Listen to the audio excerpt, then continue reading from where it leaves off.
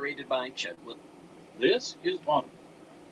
Crossroad Press presents The Ball. Written by Clive Barker. Narrated by Chet Williams. Part 1. Loco. I was born alive. Isn't that punishment enough? Mary Henderson and her trial for Patterson. Chapter 1. The Truth. Of all the rash and midnight promises made in the name of love, none Boone now knew was more certain to be broken than, "I'll never leave you." What time didn't steal from under your nose? Circumstance did. It was useless to hope.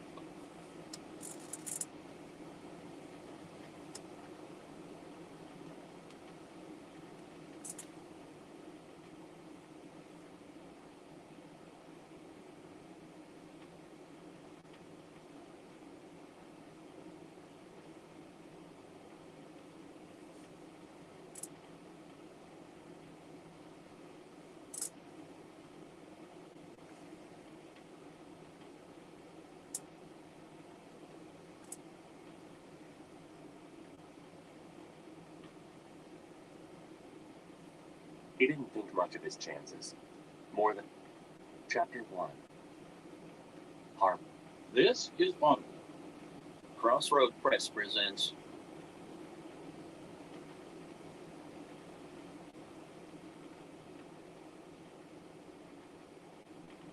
The Thief of Always. Written by Clive Barker. Narrated by Adam Varner. Chapter 1. Harvey, half devoured. The great gray beast February had eaten Harvey Swick alive. Here he was, buried in the belly of that smothering month, wondering if he would ever find his way out through the cold coils that lay between here and Easter. He didn't think much of his chances. More than likely he'd become so bored as the hours crawled by that one day he'd simply forget to breathe. Then maybe people would get to wondering why such a fine young lad had perished.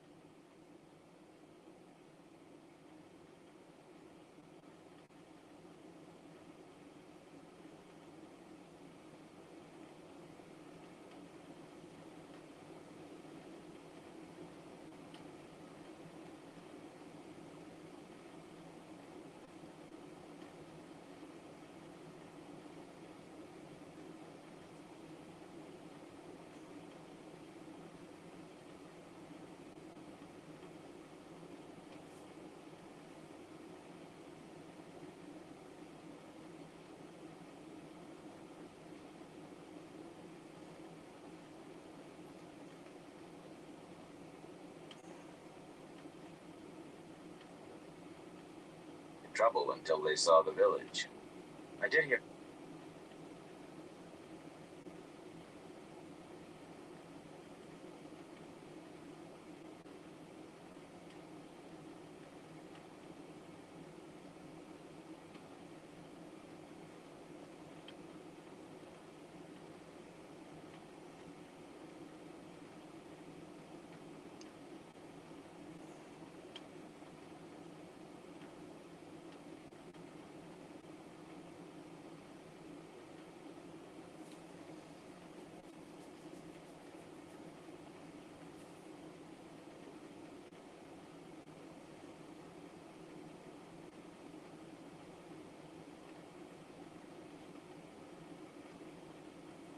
Written by Clive Barker.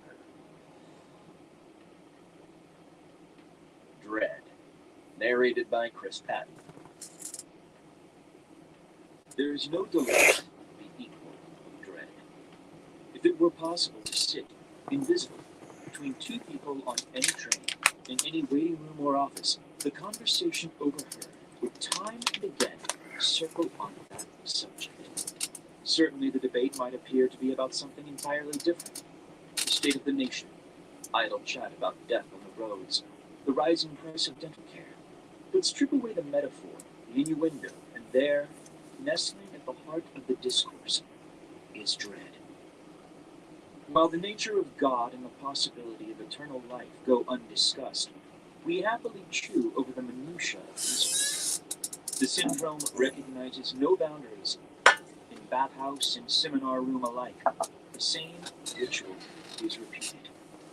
With the inevitability of a tongue returning to probe a painful tooth, we come back and back again to our fears, sitting to talk them over with the eagerness of a hungry man before a full and steaming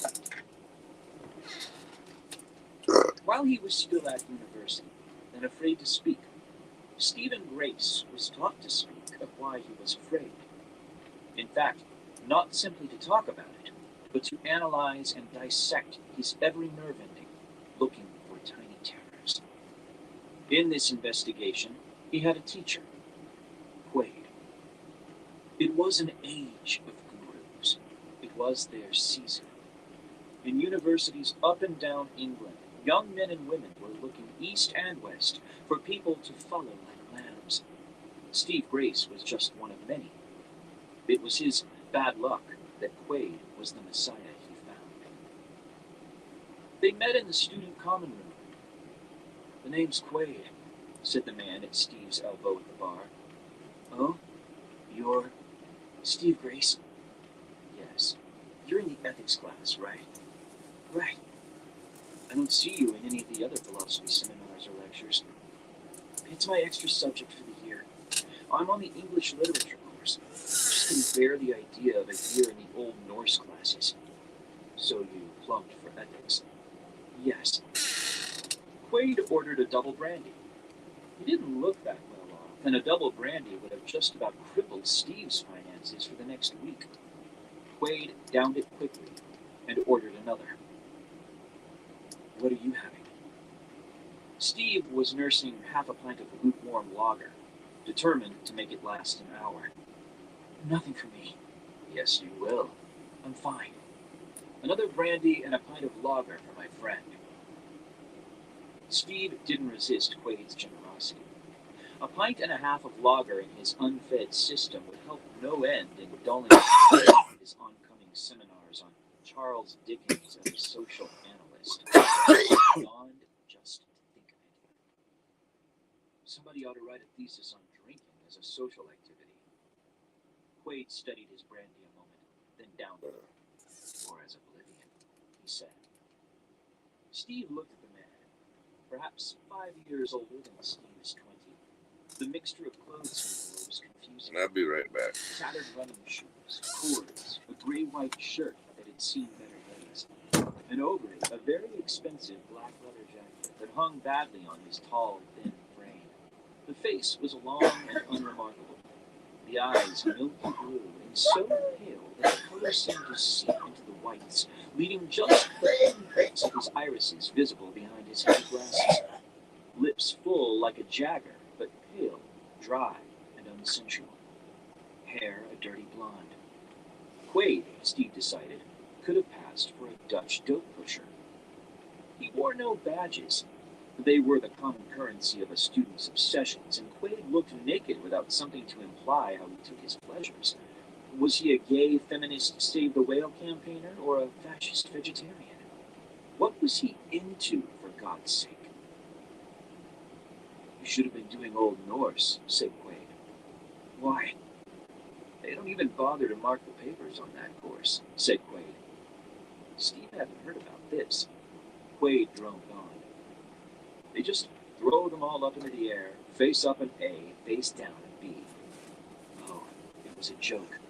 Quaid was beamed. Steve attempted a laugh, but Quaid's face remained unmoved by his own attempted humor. In Old Norse, he said again. Who needs Berkeley in there? Or Plato? Or it's all shit. Yes.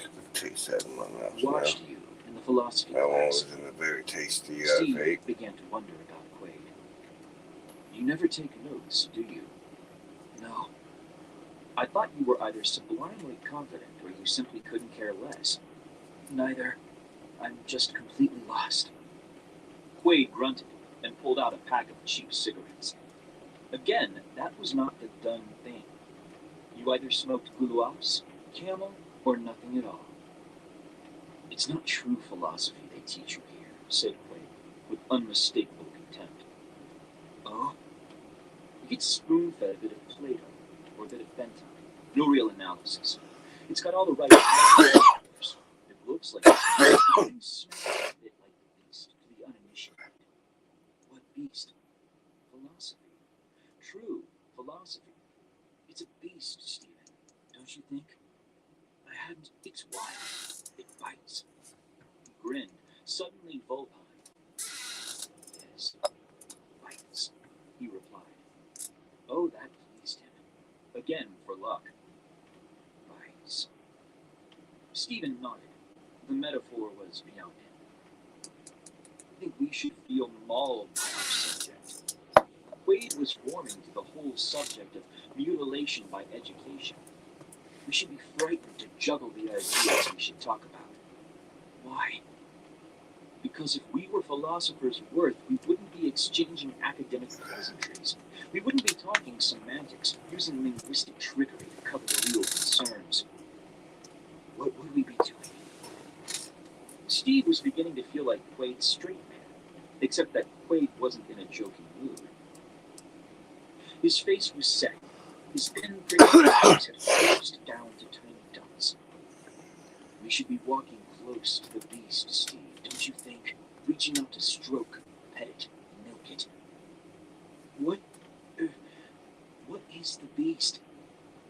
Quaid was clearly a little exasperated by the pragmatism of the inquiry. It's the subject of any worthwhile philosophy, Stephen. It's the things we fear because we don't understand them. It's the dark behind the door. Steve thought of a door, thought of the dark. He began to see what Quaid was driving at in his labyrinthine fashion. Philosophy was a way to talk about fear. We should discuss what's intimate to our psyches, said Quaid. If we don't, we risk. Quaid's loquaciousness deserted him suddenly. What? Quaid was staring at his empty brandy glass, seeming to will it to be full again. Want another? Said Steve, praying that the answer would be no. What do we risk? Quaid repeated the question. Well, I think if we don't go out and find the beast, Steve could see the punchline coming. Sooner or later, the beast will come and find us. There is no delight the equal of dread, as long as it's someone else's. Casually, in the following week or two, Steve made some inquiries about the curious Mr. Quaid. Nobody knew his first name. Nobody was certain of his age, but one of the secretaries thought he was over 30, which came as a surprise. His parents, Cheryl had heard him say, were dead. Killed, she thought. That appeared to be the sum of human knowledge where Quaid was concerned. "I owe you a drink," said Steve, touching Quaid on the shoulder. He looked as though he'd been bitten. "Brandy?" "Thank you." Steve ordered the drinks. "Did I startle you?" "I was thinking. No philosopher should be without one." "One what?" "Brain." They fell to talking. Steve didn't know why he'd approached Quaid again. The man was 10 years his senior and in a different intellectual league. He probably intimidated Steve, if he was to be honest about it. Quaid's relentless talk of beasts confused him. Yet he wanted more of the same, more metaphors, more of that humorless voice, telling him how useless the tutors were, how weak the students. In Quaid's world, there were no certainties. He had no secular gurus and certainly no religion. He seemed incapable of viewing any system, whether it was political or philosophical, without cynicism. Though he seldom laughed out loud, Steve knew there was a bitter humor in his vision of the world. People were lambs and sheep, all looking for shepherds. Of course, these shepherds were fictions, in Quaid's opinion. All that existed in the darkness outside the sheepfold were the fears that fixed on the innocent mutt, waiting, patient as stone, for their moment. Everything was to be doubted, but the fact that dread existed. Quaid's intellectual arrogance was exhilarating. Steve soon came to love the iconoclastic ease with which he demolished belief after belief. Sometimes it was painful when Quaid formulated a watertight argument against one of Steve's dogmas, but after a few weeks, even the sound of the demolition seemed to excite him. Quaid was clearing the undergrowth, felling the trees, raising the stubble. Steve felt free. Nation, family, church, law, all ash, all useless, all cheats and chains and suffocation. There was only dread. "I fear, you fear, we fear," Quaid was fond of saying. He, she, or it fears. There's no conscious thing on the face of the world that doesn't know dread more intimately than its own heartbeat.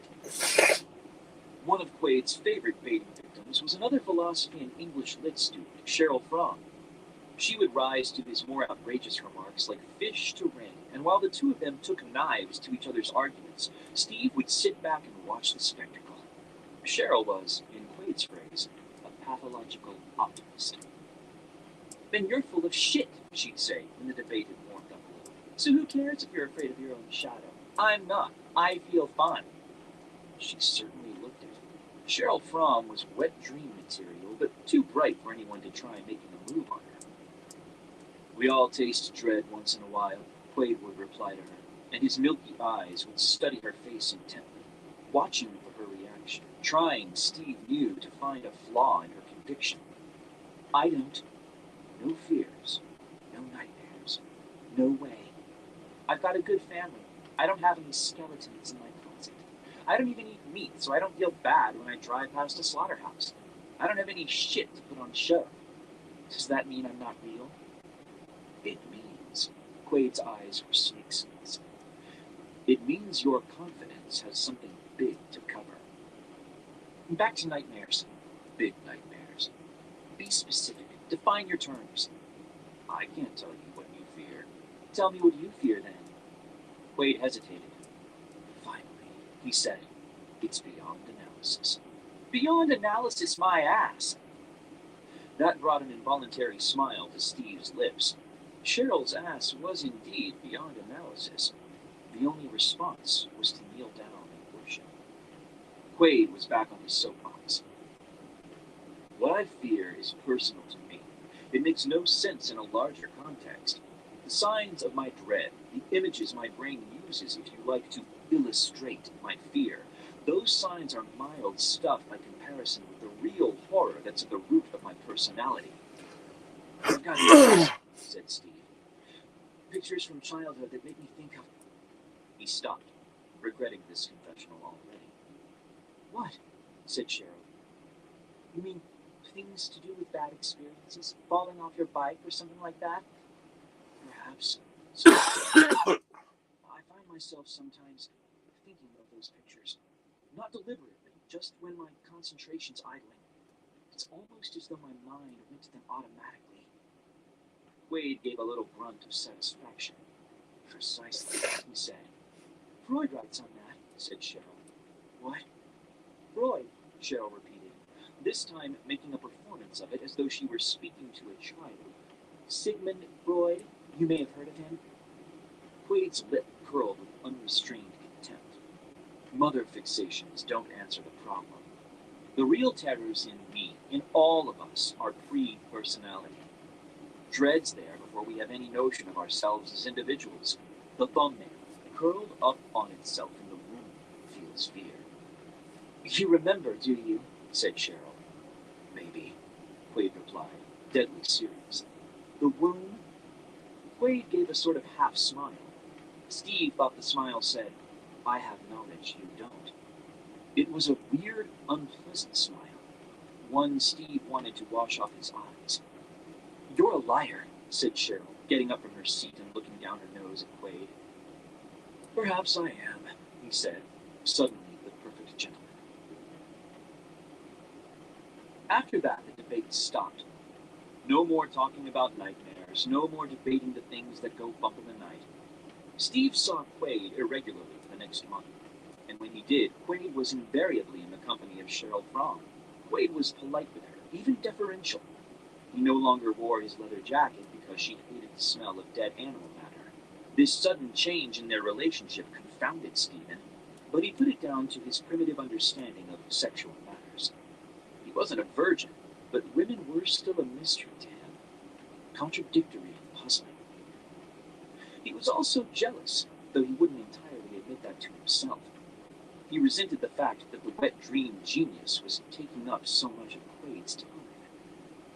There was another feeling, a curious sense he had that Quaid was courting Cheryl for his own strange reasons. Sex was not Quaid's motive, he felt sure, nor was it respect for Cheryl's intelligence that made him so attentive. No, he was cornering her somehow. That was Steve's instinct. Cheryl Fromm was being rounded up for the kill. Then, after a month, Quaid let a remark about Cheryl drop in conversation. She's a vegetarian, he said. Cheryl? Of course, Cheryl. I know, she mentioned it before. Yes, but it isn't a fad with her. She's passionate about it. Can't even bear to look in a butcher's window. She won't touch meat, smell meat. Oh, Steve was stumped. Where was this leading him? Dread, Steve. Of meat? The signs are different from person to person. She fears meat. She says she's so healthy, so balanced. Shit. I'll find it. Find what? Fear, Steve. You're not right. Steve didn't know how to voice his anxiety without sounding accusatory. Harm her? Said Quaid. No, I'm not going to harm her in any way. Any damage done to her will be strictly self-inflicted. Quaid was staring at him almost hypnotically. At that time, we learned to trust one another, Quaid went on. He leaned closer. Listen, I don't think I want to hear. We have to touch the beast, Stephen. Damn the beast, I don't want to hear. Steve got up, as much to break the oppression of Quaid's stare as to finish the conversation. We're friends, Stephen. Yes? Then respect that. What? Silence. Not a word. Steve nodded. That wasn't a difficult promise to keep. There was nobody he could tell his anxieties to without being laughed at. Quaid looked satisfied. He hurried away, leaving Steve feeling as though he had unwillingly joined some secret society. For what purpose, he couldn't begin to tell. Quaid had made a pact with him, and it was unnerving. For the next week, he cut all his lectures and most of his seminars. Notes went uncopied, books unread, essays unwritten. On the 2 occasions he actually went into the university building, he crept around like a cautious mouse, praying he wouldn't collide with Quaid. He needn't have feared. The one occasion he did see Quaid's stooping shoulders across the quadrangle, he was involved in a smiling exchange with Cheryl Fromm. She laughed, musingly, her pleasure echoing off the wall of the history department. The jealousy had left Steve altogether. He wouldn't have been paid to be so near to Quaid, so intimate with him. The time he spent alone, away from the bustle of lectures and over-full corridors, gave Steve's mind time to idle. His thoughts returned, like tongue to tooth, like fingernail to scab, to his fears, and so to his childhood. At the age of 6, Steve had been struck by a car. The injuries were not particularly bad, but concussion left him partially deaf. It was a profoundly distressing experience for him, not understanding why he was suddenly cut off from the world. It was an inexplicable torment, and the child assumed it was eternal. One moment his life had been real, full of shouts and laughter. The next, he was cut off from it, and the external world became an aquarium, full of gaping fish with grotesque smiles. Worse still, there were times when he suffered what the doctors called tinnitus, a roaring or ringing sound in the ears. His head would fill with the most outlandish noises, whoops and whistlings that played like sound effects to the flailings of the outside world. At those times, his stomach would churn, and a band of iron would be wrapped around his forehead, crushing his thoughts into fragments, dissociating head from hand, intention from practice. He would be swept away in a tide of panic, completely unable to make sense of the world while his head sang and rattled. But at night came the worst terrors. He would wake sometimes in what had been, before the accident, the reassuring room of his bedroom, to find the ringing had begun in his sleep. His eyes would jerk open. His body would be wet with sweat. His mind would be filled with the most raucous din, which he was locked in with, beyond hope of reprieve. Nothing could silence his pen, and nothing, it seemed, could bring the world, the speaking, laughing, crying world, back to him. He was alone. That was the beginning, middle, and end of the dread. He was absolutely alone with his cacophony, locked in this house, in this room, in this body, in this head, a prisoner of deaf, blind flesh. It was almost unbearable. In the night, the boy would sometimes cry out, not knowing he was making any sound, and the fish who had been his parents would turn on the light and come to try and help him, bending over his bed, making faces, their soundless mouths forming ugly shapes in their attempts to help. Their touches would calm him at last. With time, his mother learned the trick of soothing away the panic that swept over him. A week before his 7th birthday, his hearing returned, not perfectly, but well enough for it to seem like a miracle. The world snapped back into focus, and life began afresh. It took several months for the boy to trust his senses again. He would still wake in the night, half anticipating the head noises. But though his ears would ring at the slightest volume of sound, preventing Steve from going to rock concerts with the rest of the students, he now scarcely ever noticed his slight deafness. He remembered, of course, very well. He could bring back the taste of his panic, the feel of the iron band around his head. And there was a residue of fear there, of the dark, of being alone. But then, wasn't everyone afraid to be alone? To be utterly alone? Steve had another fear now, far more difficult to pin down. Quaid. In a drunken revelation session, he had told Quaid about his childhood, about the deafness, about the night terrors. Quaid knew about his weakness, the clear route into the heart of Steve's dread. He had a weapon, a stick to beat Steve with, should it ever come to that. Maybe that was why he chose not to speak to Cheryl, warn her. Was that what he wanted to do? And certainly that was why he avoided Quaid. The man had a look in certain moods of malice. Nothing more or less. He looked like a man with malice deep, deep in him. Maybe those 4 months of watching people with the sound turned down had sensitized Steve to the tiny glances, sneers, and smiles that flit across people's faces. He knew Quaid's life was a labyrinth. A map of its complexities was etched on his face in 1,000 tiny expressions. The next phase of Steve's initiation into Quaid's secret world didn't come for almost 3.5 months. The university broke for the summer recess, and the students went their ways. Steve took his usual vacation job at his father's printing works. It was long hours and physically exhausting, but an undeniable relief for him. Academe had overstuffed his mind. He felt force-fed with words and ideas. The print work sweated all of that out of him rapidly, sorting out the jumble in his mind. It was a good time. He scarcely thought of Quaid at all. He returned to campus in the late September. The students were still thin on the ground. Most of the courses didn't start for another week, and there was a melancholy air about the place, without its usual melee of complaining, flirting, arguing kids. Steve was in the library, cornering a few important books before others on his course had their hands on them. Books were pure gold at the beginning of term, with reading lists to be checked off, and the university bookshop forever claiming the necessary titles were on order. They would invariably arrive, those vital books, 2 days after the seminar in which the author was to be discussed. This final year, Steve was determined to be ahead of the rush for the few copies of seminal works the library possessed. The familiar voice spoke. Early to work. Steve looked up to meet Quaid's pinprick eyes. I'm impressed, Steve. What with? Your enthusiasm for the job. Oh, Quaid smiled.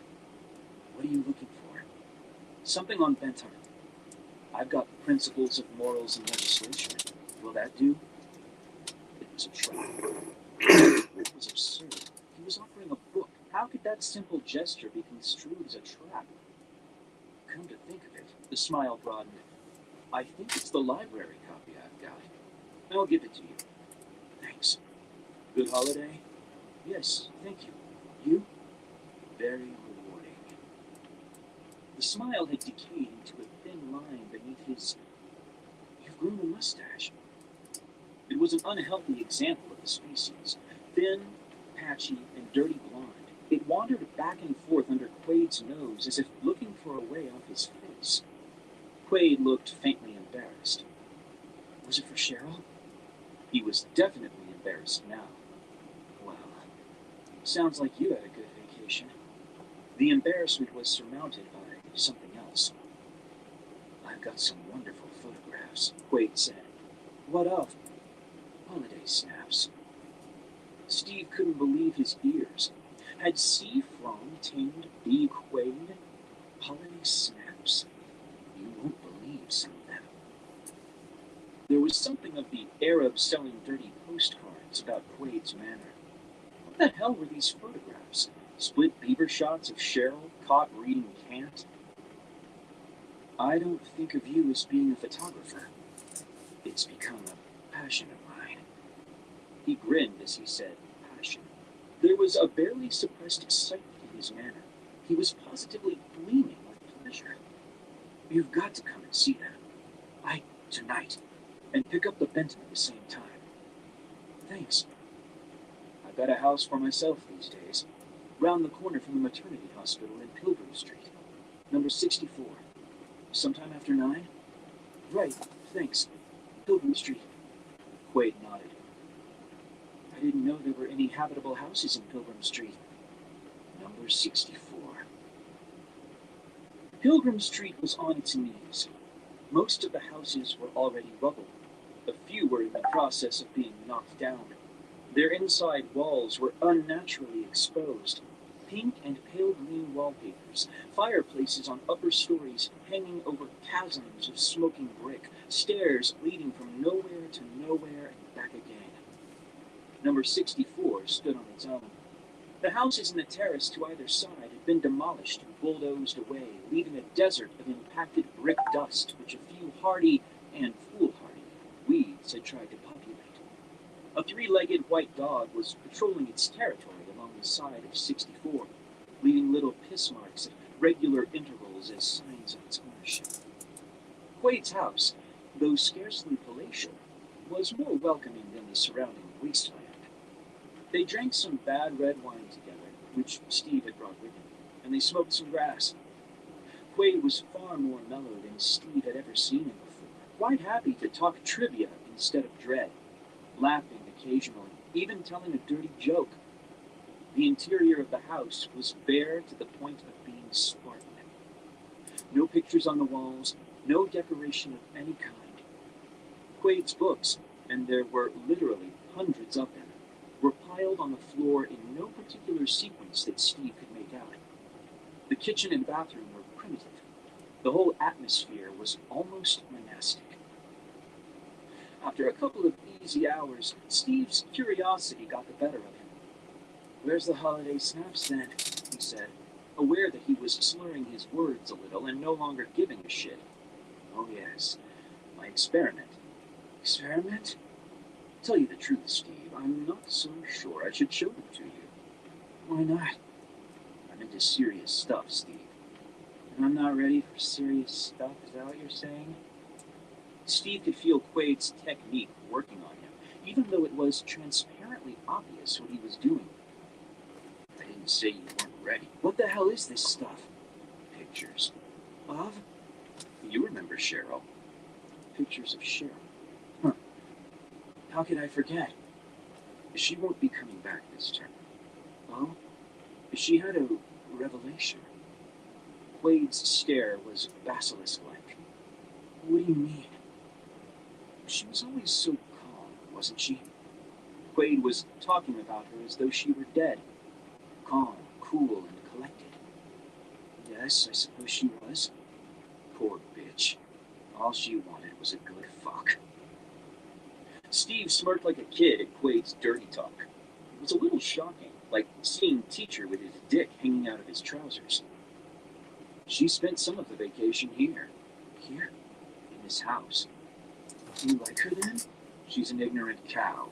She's pretentious, she's weak, she's stupid. But she wouldn't give a fucking thing." "You mean she wouldn't screw?" "Oh no, she'd strip off her knickers as soon as look at you.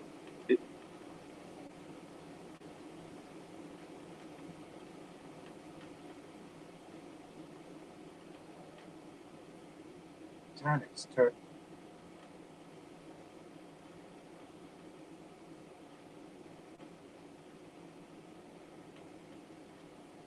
Did hear about Darrell Coplin, Rand said slowly. I suppose it just didn't sink in. This is wonderful.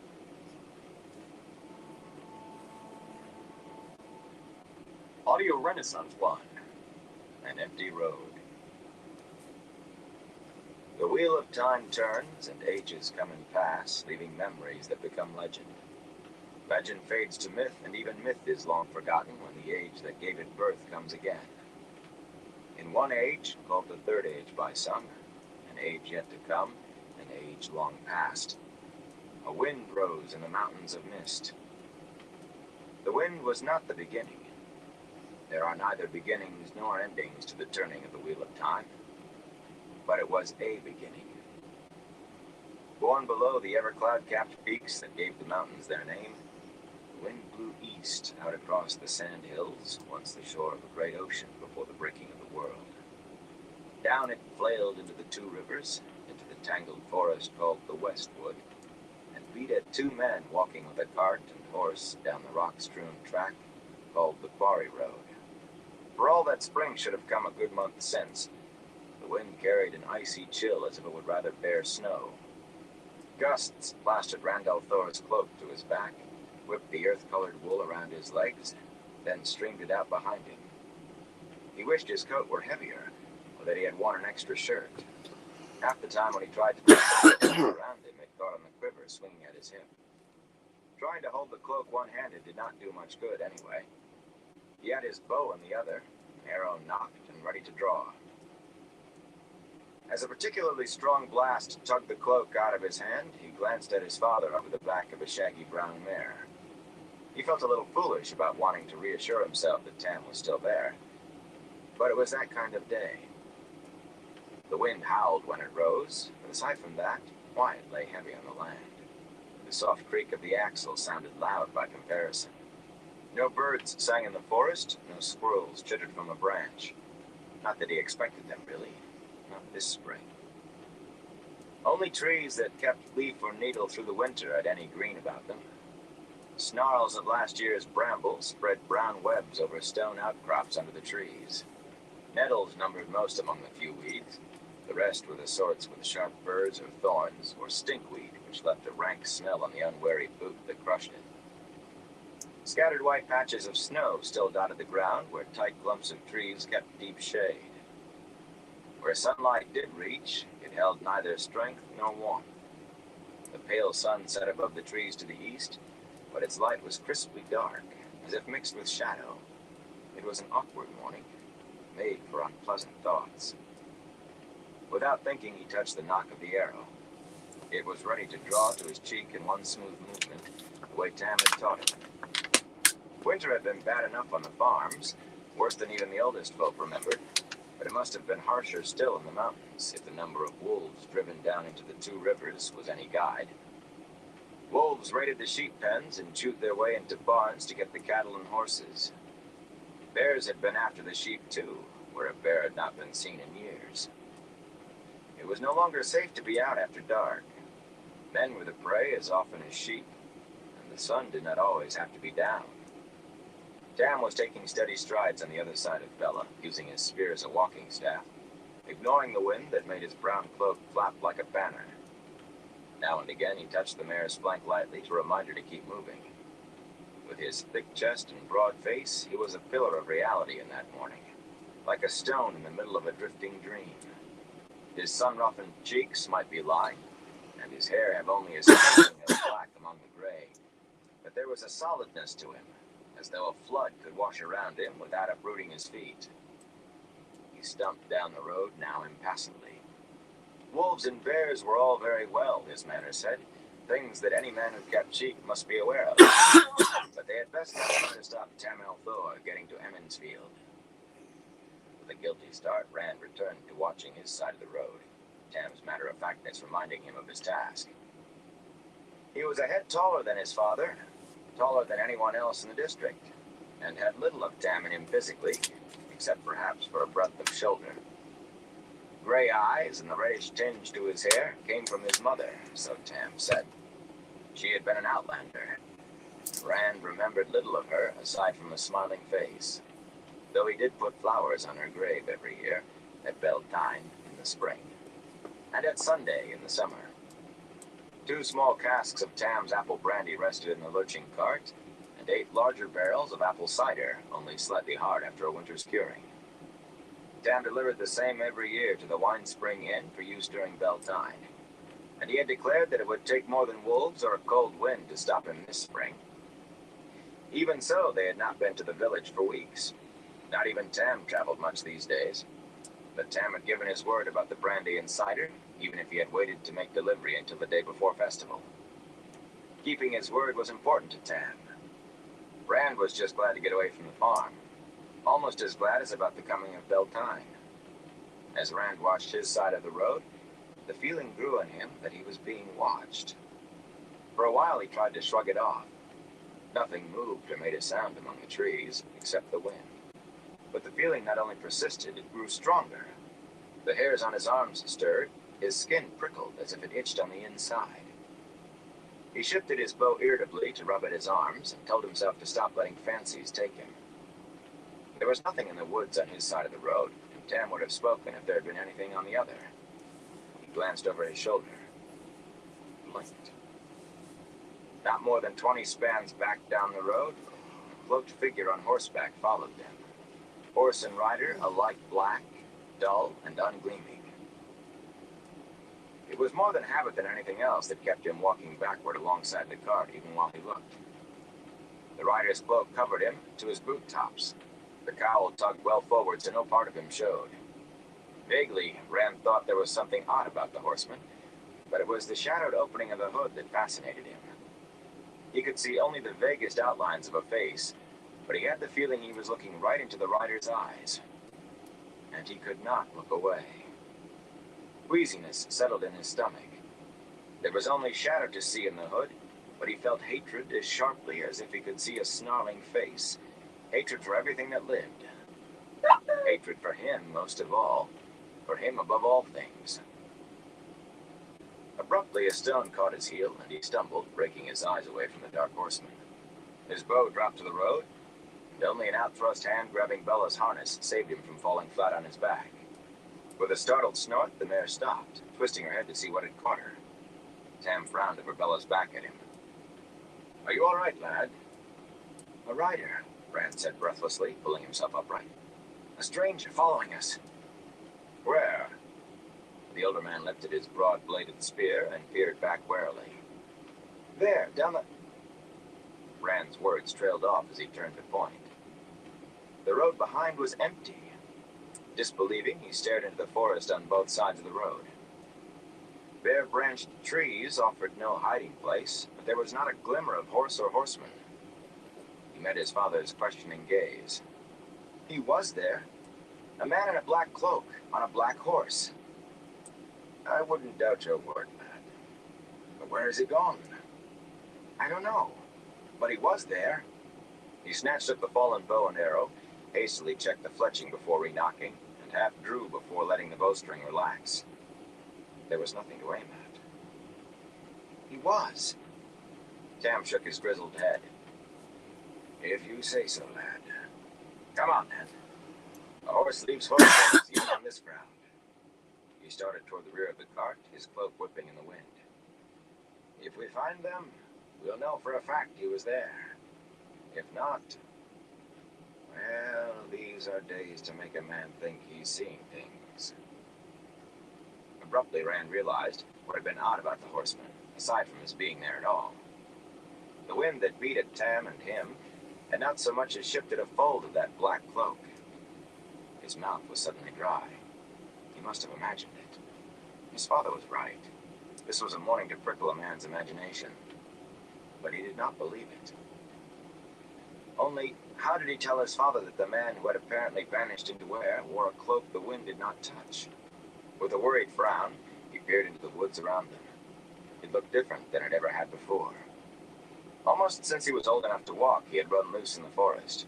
The ponds and streams of Riverwood, beyond the last farms east of Emmons Field, were where he had learned to swim. He had explored into the sandhills, which many in the Two Rivers said was bad luck. And once he had even gone to the very foot of the Mountains of Mist. Him and his closest friends, Matt Coffin and Aaron Ibarra. There was a lot further afield than most people in Emmons Field ever went. To them, a journey to the next village, up to Watch Hill or down to Devon Ride, was a big event. Nowhere in all of that had he found a place that made him afraid. Today, though, the Westwood was not the place he remembered. A man who could disappear so suddenly could reappear just as suddenly, maybe even right beside them. "No, Father, there's no need." When Tam stopped in surprise, Rand covered his flush by tugging at the hood of his cloak. "You're probably right. No point looking for what isn't there. Now we can use the time getting on to the village and out of this wind." "I could do with a pipe," Tam said slowly, "and a mug of ale where it's warm." Abruptly, he gave a broad grin. "And I expect you're eager to see Egwene." Rand managed a weak smile. Of all things he might want to think about right then, the mayor's daughter was far down the list. He did not need any more confusion. For the past year, she had been making him increasingly jittery whenever they were together. Worse, she did not even seem to be aware of it. No, he certainly did not want to add Egwene to his thoughts. He was hoping his father had not noticed he was afraid when Tam said, "Remember the flame, lad, and the void." It was an odd thing Tam had taught him. Concentrate on a single flame and feed all your passions into it. Fear, hate, anger, until your mind became empty. Become one with the void, Tam said, and you could do anything. Nobody else in Emmons Field talked that way. But Tam won the archery competition at Beltane every year with his flame and his void. Rand thought he might have a chance of placing this year himself, if he could manage to hold on to the void. For Tam to bring it up now meant he had noticed.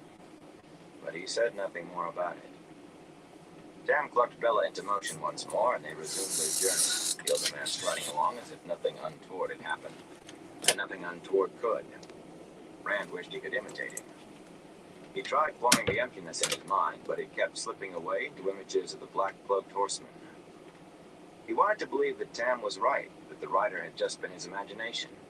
but he could remember that feeling of hatred too well. There had been someone, and that someone had meant him harm. He did not stop looking back until the high-peaked, thatched roofs of Emmons Field surrounded him. The village lay close onto the westwood, the forest gradually thinning until the last few trees stood actually among the stout frame houses. The land sloped gently down to the east. Though not without patches of woods, farms and hedge-bordered fields and pastures quilted the land beyond the village, all the way to the waterwood, its tangle of streams and ponds. The land to the west was just as fertile, and the pastures there lush in most years, but only a handful of farms could be found in the westwood. Even those few dwindled to none miles short of the sand hills, not to mention the mountains of mist, which rose above the westwood treetops, distant but in plain sight from Emmons Field. Some said the land was too rocky, as if there were not rocks everywhere in the two rivers, and others said it was hard luck land. A few muttered that there was no point getting any closer to the mountains than need be. Whatever the reasons, only the hardiest men farmed in the westwood. Small children and dogs dodged around the cart in whooping swarms once it passed the first row of houses. Bella plodded on patiently, ignoring the yelling youngsters who tumbled under her nose, playing tag and rolling hoops. In the last months, there had been little of play or laughter from the children. Even when the weather had slackened enough to let children out, fear of wolves kept them in. It seemed the approach of Beltane had taught them how to play again. The festival had affected the adults as well. Broad shutters were thrown back, and in almost every house the goodwife stood in a window, apron tied about her, long braided hair done up in a kerchief, shaking sheets or hanging mattresses over the windowsills. Whether or not leaves had appeared on the trees, no woman would let Beltane come before her spring cleaning was done. In every yard, rugs hung from stretched lines, and children, who had not been quick enough to run free in the streets, instead vented their frustration on the carpets with wicker beaters.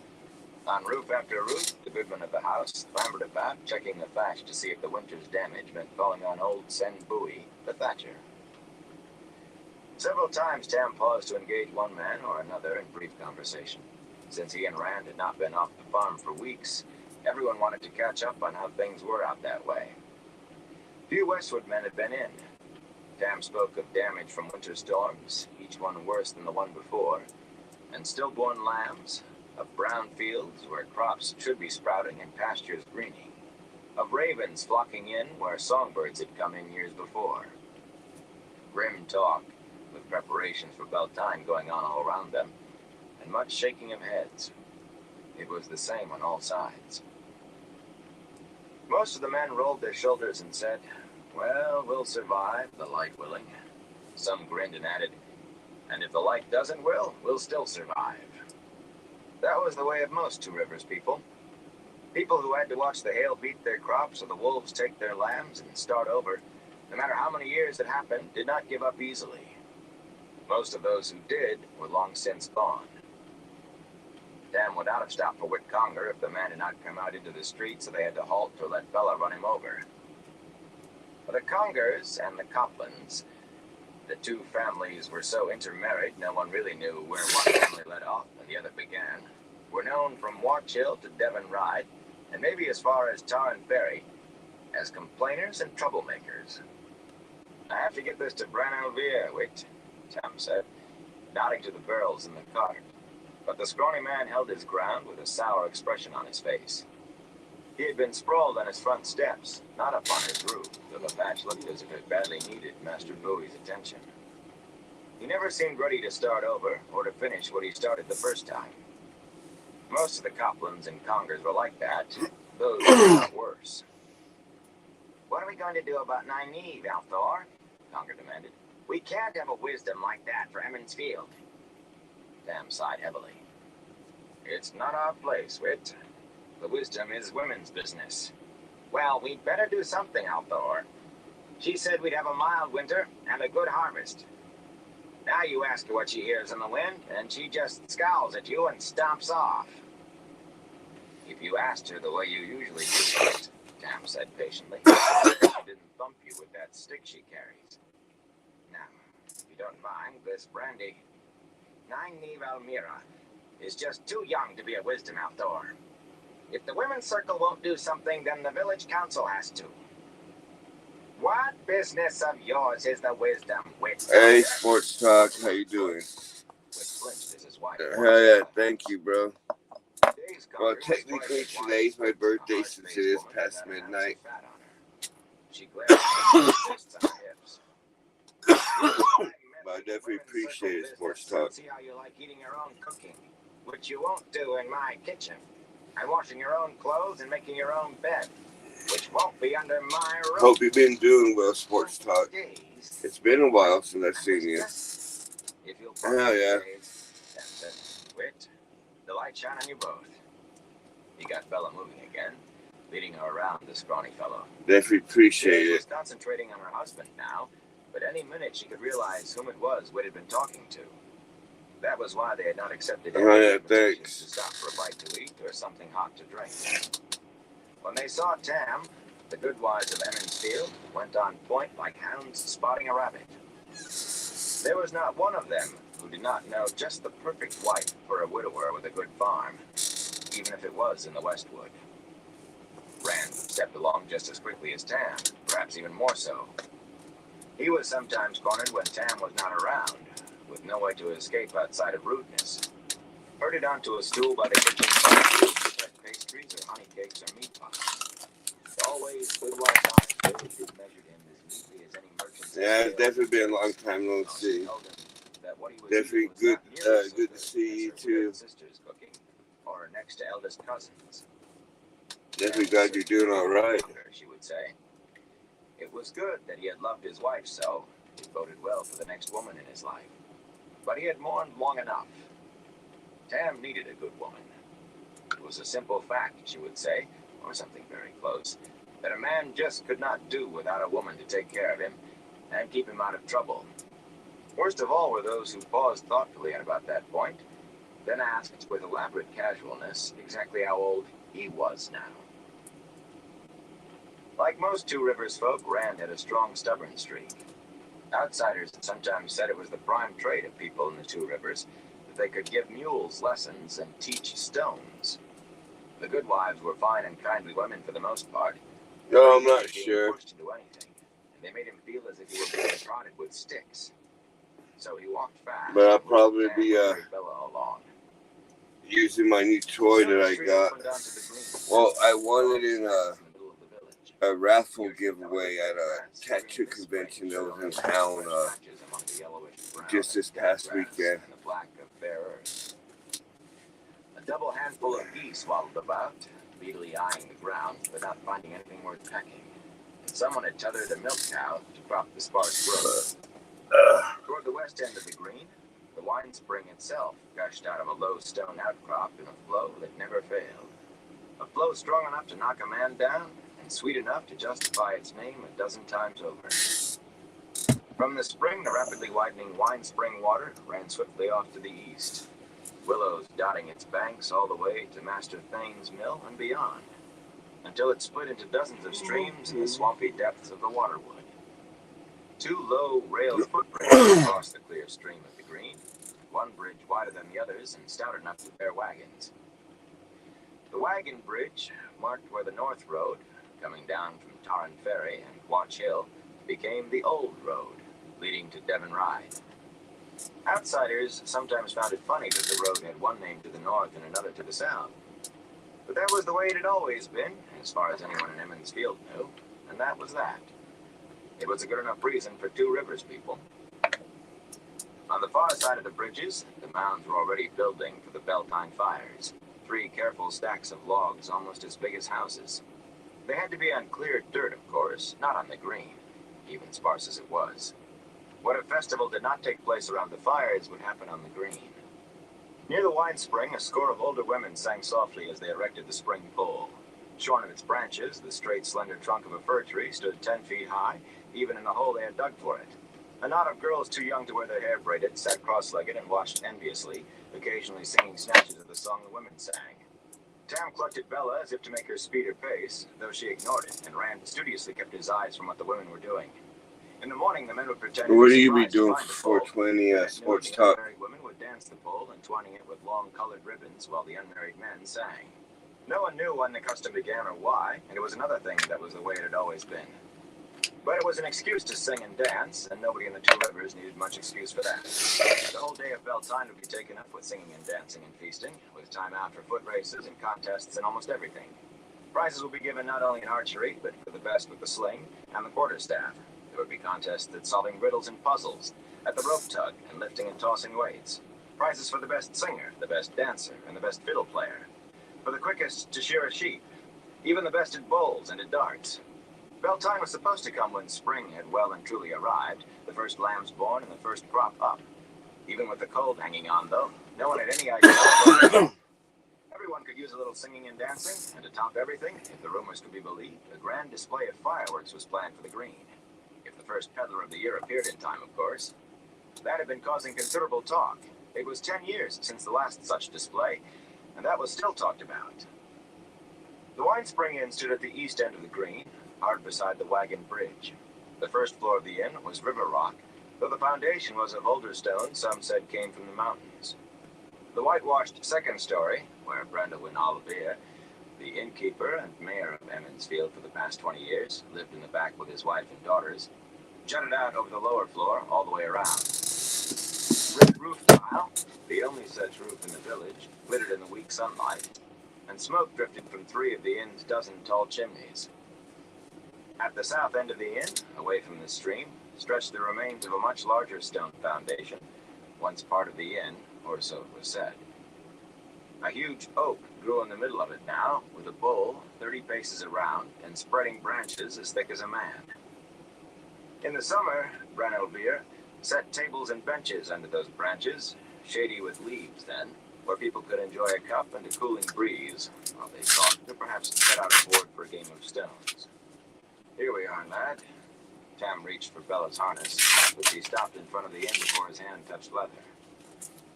Knows the way better than I do, he chuckled.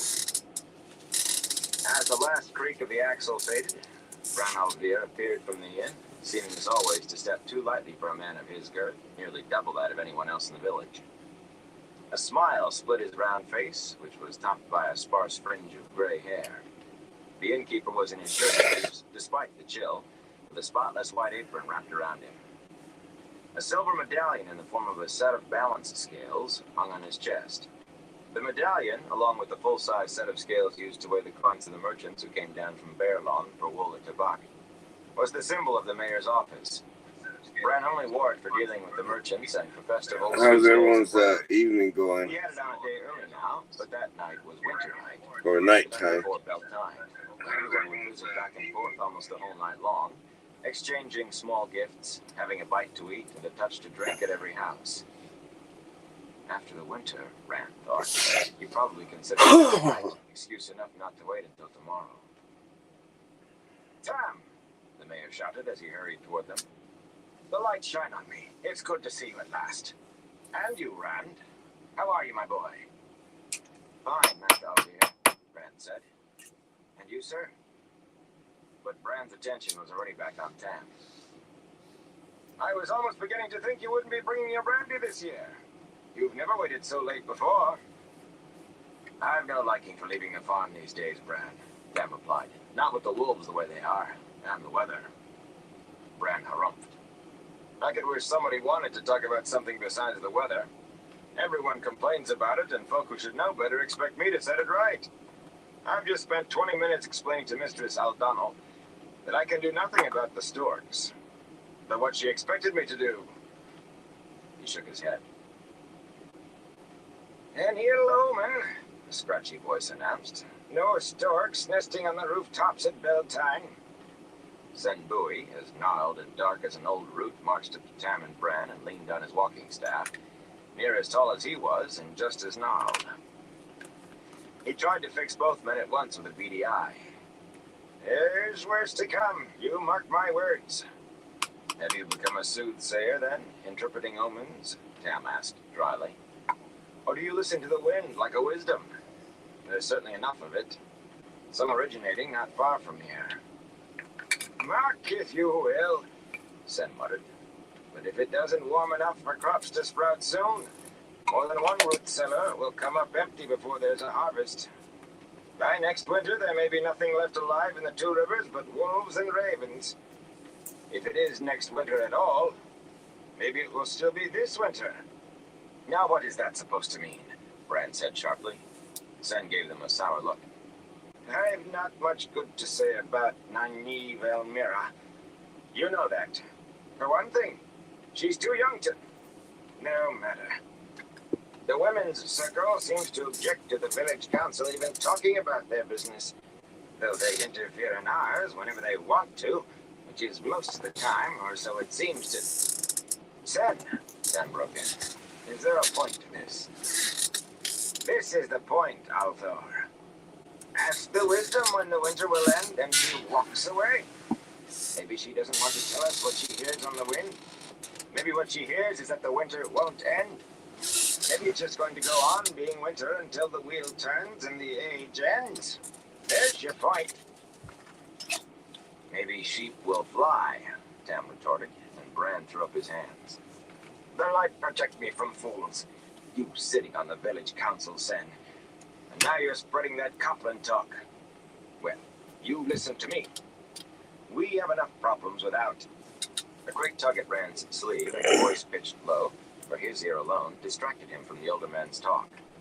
Come on, Rand, while they're arguing, before they put you to work. Rand glanced down and had a grin.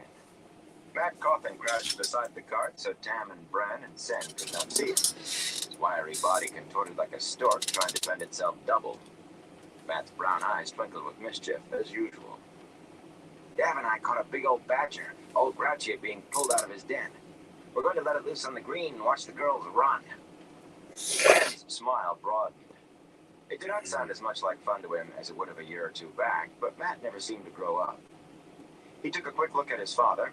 The men had their heads together still, all three talking at once, then lowered his own voice. I promised to unload the cider. I can meet you later, though. Matt rolled his eyes skyward. Toting barrels? Burn me. I'd rather play stones with my baby sister. Well, I know of better things than a badger. We have strangers in the Two Rivers. Last evening... For an instant, Rand stopped breathing. A man on horseback? He asked intently. A man in a black cloak on a black horse, and his cloak doesn't move in the wind. Matt swallowed his grin, and his voice dropped to an even hoarser whisper. You saw him too? I thought I was the only one. Don't laugh, Rand, but he scared me. I'm not laughing. He scared me too. I could swear he hated me, that he wanted to kill me. Rand shivered. Until that day, he had never thought of anyone wanting to kill him, really wanting to kill him. That sort of thing just did not happen in the Two Rivers. A fist fight, maybe, or a wrestling match, but not killing. I don't know about hating Rand, but he was scary enough anyway. All he did was sit on his horse looking at me, just outside the village. I've never been so frightened in my life. Well, I looked away, just for a moment. It wasn't easy, mind you. Then when I looked back, he vanished. Blood and ashes. 3 days it's been, and I can hardly stop thinking about him. I keep looking over my shoulder. Matt attempted a laugh that came out as a croak. Funny how being scared takes you. You think strange things. I actually thought, just for a minute, mind, it might be the Dark One. He tried another laugh, but no sound at all came out this time. Rand took a deep breath. As much to remind himself as for any other reason, he said by rote, the Dark One and all of the Forsaken are bound to Sheol-Gul, beyond the Great Blight. Bound by the Creator at the moment of creation, bound until the end of time. The hand of the Creator shelters the world, and the light shines on us all. He drew another breath and went on. Besides, if he was free, what would the Shepherd of the Night be doing in the Two Rivers watching farm boys? I don't know, but I do know that rider was... evil. Don't laugh. I'll take an oath on it. Maybe it was the dragon. You're just full of cheerful thoughts, aren't you? Rand muttered. You sound worse than Sen. My mother always said the Forsaken would come for me if I didn't mend my ways. If I ever saw anybody who looked like Ishamael or Agenor, it was him.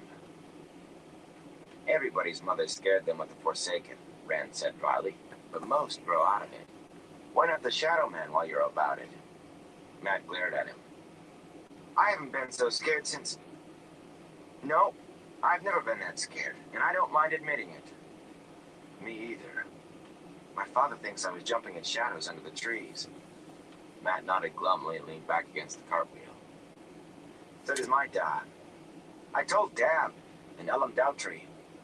They've been watching like hawks ever since, but they haven't seen anything. Now Ellum thinks I was trying to trick him. Dab thinks he's Captain Tarn Ferry, a sheep stealer or a chicken thief. A chicken thief? Confronted silence. It's probably all foolishness anyway, Rand said finally. Maybe he is just a sheep stealer. He tried to picture it, but it was like picturing a wolf taking the cat's place in front of a mouse hole. Well, I didn't like the way he looked at me. And neither did you. Not if how you jumped at me is any guide. We ought to tell someone. We already have, Matt, both of us. And we weren't believed. Can you imagine trying to convince Master Alvear about this fellow without him seeing him? He'd send us off to Nynaeve to see if we were sick. There are two of us now. Nobody could believe we both imagined it. Rand rubbed the top of his head briskly, wondering what to say. Matt was something of a byword around the village. Few people had escaped his pranks. Now his name came up whenever a wash line dropped the laundry in the dirt or a loose saddle girth deposited a farmer in the road. He didn't even have to be anywhere around. His support might be worse than none. After a moment, Rand said, Your father would believe you put me up to it.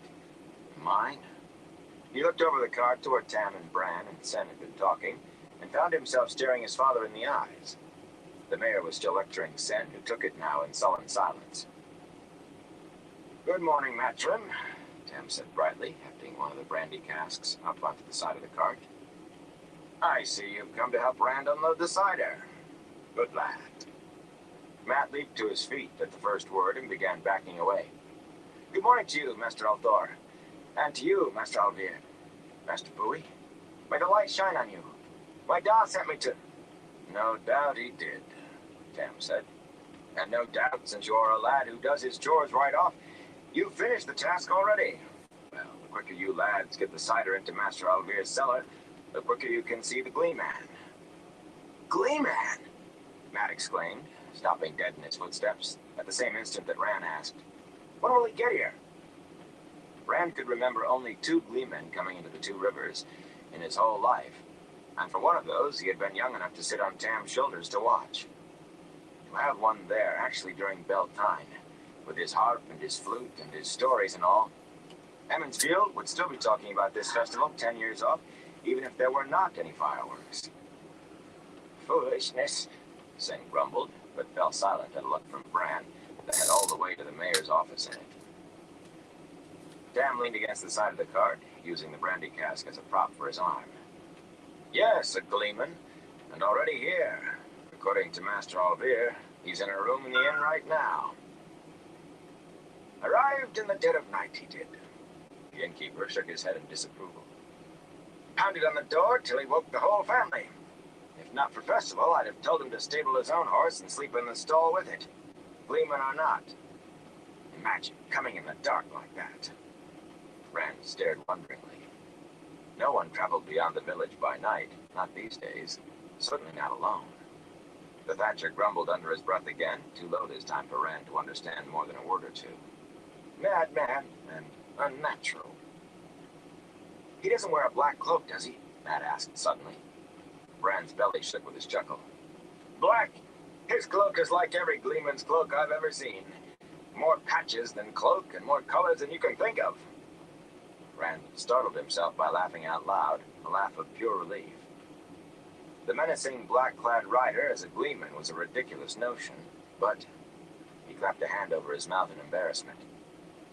You see, Tam, Rand said, there's been little enough laughter in this village since winter came. Now even the Gleeman's cloak brings a laugh. That alone is worth the expense of bringing him down from Baerlon. Say what you will, Sen spoke up suddenly. I still say it's a foolish waste of money. And those fireworks you all insisted on sending off for. So there are fireworks, Matt said. But Sen went right on. They should have been here a month ago with the first peddler of the year, but there hasn't been a peddler, has there? If he doesn't come by tomorrow, what are we going to do with them? Hold another festival just to set them off? That's if he even brings them, of course. Sen, Tam sighed, you've as much trust as a tar and ferry man. Be right back. Where is he then? Tell me that, Althor. Why didn't you tell us? Matt demanded in an aggrieved voice. The whole village would have had as much fun with the waiting as with the gleeman. Or almost, anyway. You can see how everybody's been over just a rumor of fireworks. I can see, Bran replied with a sidelong look at the Thatcher. And if I knew for sure how that rumor started, if I thought, for instance, that somebody had been complaining about how much things cost where people could hear him when the things are supposed to be secret, Sen cleared his throat. My bones are too old for this wind. If you don't mind, I'll just see if Mistress Alvir won't fix me some mulled wine to take the chill off. There? Althor? He was headed for the inn before he finished, and as the door swung shut behind him, Bran sighed.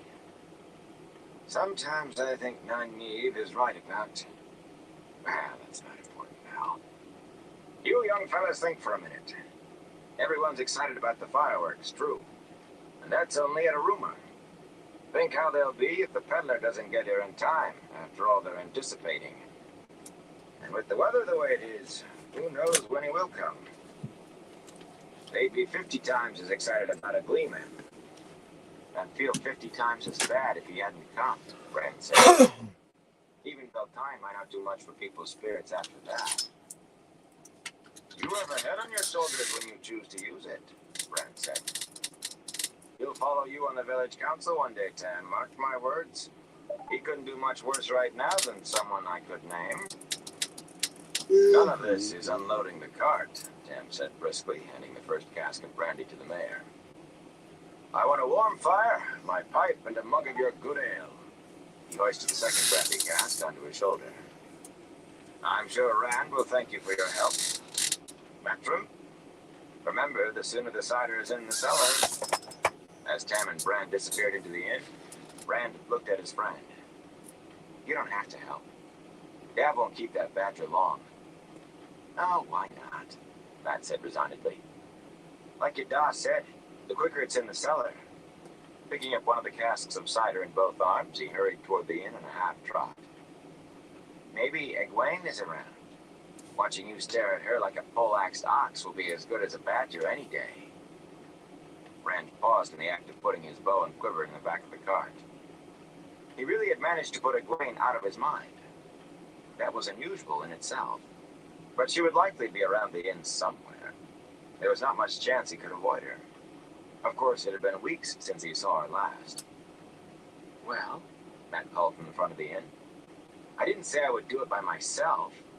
You aren't on the village council yet. With a start, Rand took up a cask and followed. Perhaps she would not be there after all. Oddly, that possibility did not make him feel any better. Chapter 2. Strangers. When Rand and Matt carried the first barrels to the common room, Master Alvier was already filling a pair of mugs with his best brown ale, his own make, from one of the casks racked against one wall. Scratch, the inn's yellow cat, crouched atop it with his eyes closed and his tail wrapped around his feet. Tam stood in front of the big fireplace of River Rock, thumbing a long-stemmed pipe full of tobacco from a polished canister the innkeeper always kept in the plain stone mantel. The fireplace stretched half the length of the big square room, with a lintel as high as a man's shoulder.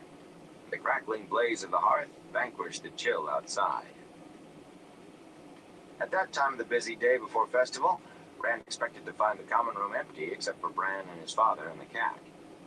But 4 more members of the village council, including Sen, sat in high-backed chairs in front of the fire, mugs in hand and blue-gray pipe smoke wreathing their heads. For once, none of the stones boards were in use, and all of Bran's books stood idle on the shelf opposite the fireplace. The men did not even talk, peering silently into their ale, or tapping pipe stems against their teeth in impatience as they waited for Tam and Bran to join them. Worry was not uncommon for the village council these days, not in Emmons Field, likely not in Watch Hill or Devon Rye, or even Tarn Ferry, though who knew what Tarn Ferry folk really thought about anything. Only 2 of the men before the fire, Aral Luhan, the blacksmith, and John Thane, the miller, so much as glanced at the boys as they entered. Master Luhan, though, made it more than a glance. The blacksmith's arms were as big as most men's legs, roped with heavy muscle. And he still wore his long leather apron, as if he had hurried to the meeting straight from the forge. His frown took them both in. Then he straightened around in his chair deliberately, turning his attention back to an overstudious tamping of his pipe with a thick thumb. Curious, Rand slowed, then barely bit back a yelp as Matt kicked his ankle. His friend nodded insistently toward the doorway at the back of the common room, and hurried on without waiting. Limping slightly, Rand followed less quickly. "What was that about?" he demanded as soon as he was in the hall that led to the kitchen. "You almost broke my—" "It's old Luhan," Matt said, peering past Rand's shoulder into the common room. "I think he suspects I was the one who—" He cut off abruptly as Mistress Alvier bustled out of the kitchen, the aroma of fresh-baked bread wafting ahead of her. The tray in her hands carried some of the crusty loaves for which she was famous around Emmons Field, as well as plates of pickles and cheese. The food reminded Rand abruptly that he had eaten only an end of bread before leaving the farm that morning. His stomach gave an embarrassing rumble. A slender woman with a thick braid of graying hair pulled over one shoulder, Mistress Alvier smiled in a motherly fashion that took in both of them. "There is more of this in the kitchen if you 2 are hungry, and I never knew boys your age who weren't. Or any other age, for that matter. If you prefer, I'm baking honey cakes this morning."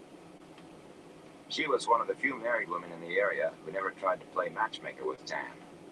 Toward Rand, her motherliness extended to warm smiles and a quick snack whenever he came by the inn. But she did as much for every young man in the area.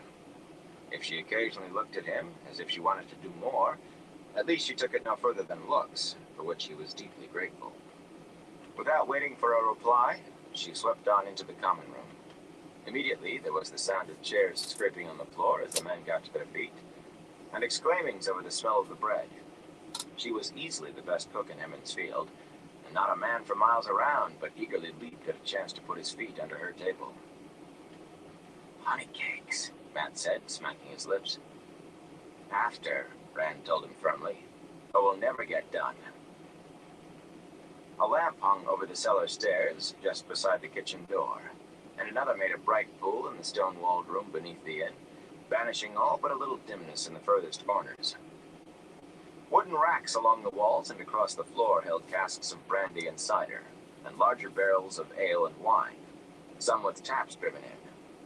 Many of the wine barrels were marked with chalk in Branolier's hand, giving the year they had been bought, what peddler had brought them, and in which city they had been made.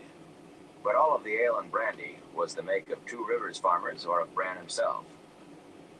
Peddlers and even merchants sometimes brought brandy or ale from outside, but it was never as good and cost the earth besides, and nobody ever drank it more than once. "Now," Rand said, as they set their casks in the racks, "what did you do that you have to avoid Master Luhan?" Matt shrugged. "Nothing, really. I told Dan Alcar and some of his snot-nosed friends, Ellen Fingar and Dag Coplin, that some farmers had seen ghost hounds breathing fire and running through the woods. They ate it up like clotted cream." "And Master Luhan is mad at you for that?" Rand said doubtfully. "Not exactly." Matt paused, then shook his head. "You see, I covered 2 of his dogs with flour, so they were all white. Then I let them loose near Dag's house. How was I to know they'd run straight home? It really isn't my fault. If Mistress Luhan hadn't left the door open, they couldn't have gotten inside. It isn't like I intended to get flour all over her house." He gave a bark of laughter. "I hear she chased old Luhan and the dogs, all 3, out of the house with a broom." Rand winced and laughed at the same time. "If I were you, I'd worry more about Alsbeth Luhan than about the blacksmith. She's almost as strong and her temper is a lot worse. No matter, though. If you walk fast, maybe he won't notice you." Matt's expression said he did not think Rand was funny. When they went back through the common room, though, there was no need for Matt to hurry. The 6 men had their chairs in a tight knot before the fireplace. With his back to the fire, Tam was speaking in a low voice, and the others were leaning forward to listen, so intent on his words, they would likely not have noticed if a flock of sheep had been driven through. Rand wanted to move closer to hear what they were talking about, but Matt plucked at his sleeve and gave him an agonized look. With a sigh, he followed Matt out to the cart. On their return to the hallway, they found a tray by the top of the steps and hot honey cakes filling the hall with their sweet aroma. There were 2 mugs as well and a pitcher of steaming mulled cider. Despite his own admonition about waiting until later, Rand found himself making the last 2 trips between cart and cellar while trying to juggle a cask and a piping honey cake. Setting his final cask in the racks, he wiped crumbs from his mouth while Matt was unburdening himself, then said, "Now for the gleep." Feet clattered on the stairs, and Ewan Fingar half fell into the cellar in his haste, his pudgy face shining with eagerness to impart his news. "There are strangers in the village." He caught his breath, gave Matt a wry look. "I haven't seen any ghost hounds, but I hear somebody flowered Master Luhan's dogs. I hear Mistress Luhan has ideas who to look for, too." The years separating Rand and Matt from Ewan, only 14, were usually more than enough for them to give short shrift to anything he had to say. This time they exchanged one startled glance, then both were talking at once. "In the village?" Rand asked. "Not in the woods?" Right on top of him, Matt added, "Was his cloak black? Could you see his face?" Ewan looked uncertainly from one of them to the other, then spoke quickly when Matt took a threatening step. Hey, Christopher, "Of how course you I can see doing? his face. And his cloak is green, or maybe gray. It Hope you're changes. doing good He seems to fit today. into wherever he's standing. Sometimes you don't see him, even when you look right at him. Not unless he moves. And hers is blue, like the sky, and 10 times fancier than any feast day clothes I ever saw. She's 10 times prettier than anybody I ever saw, too. She's a high-born lady, like in the stories. She must be." "Her? Comment allez-vous? Her?" Rand said. "Who are you talking about?" Matt put both hands on the top of his head and squeezed his eyes shut. "They're the ones I meant to tell you about," Matt muttered, "before you got me off onto—" He cut off, opening his eyes for a sharp glance at Ewan. "They arrived last evening." J'espère que tu vas bien. "Arrived last evening," Oh, went yeah. on after a moment, "and took rooms here at the inn. I saw them right in. Their horses ran. I never saw horses so tall or so sleek. They look like they could run forever. I think he works for her. In service," Ewan broke in. "They call it being in service in the stories." Matt continued as if Ewan had not spoken.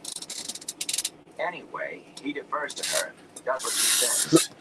Only he isn't like a hired man. A soldier, maybe. The way he wears his sword, it's Hope you're part of doing it, good like his hand today, or his foot. Christopher. He makes the merchant's guards look like cur dogs. I never even imagined anyone like her. She's out of a Gleeman story. She's like... He paused to give Ewan a sour look. "Like a high-born lady," he finished with a sigh. "But who are they?" Rand asked. "Except for merchants, once here to buy tobacco and wool, and the peddlers, outsiders never came into the 2 rivers, or as good as never. Maybe at Tarn Ferry, but not this far south. Most of the merchants and peddlers have been coming for years, too, so they did not really count as strangers, just outsiders. It was a good 5 years since the last time a real stranger appeared in Emmons Field, and he had been trying to hide from some sort of trouble up in Bearlawn that nobody in the village understood. He had not stayed long. What do they want?" "What do they want?" Matt exclaimed. "I don't care what Just they about to want. smoke a little bit up. Strangers, Rand. And strangers like you never even dreamed of. Think of it." Rand opened his mouth, then closed it without speaking. The black-cloaked rider had him as nervous as a cat in a dog run. It just seemed like an awful coincidence. 3 strangers around the village at the same time. 3, if this fellow's cloak that changed colors never changed to black.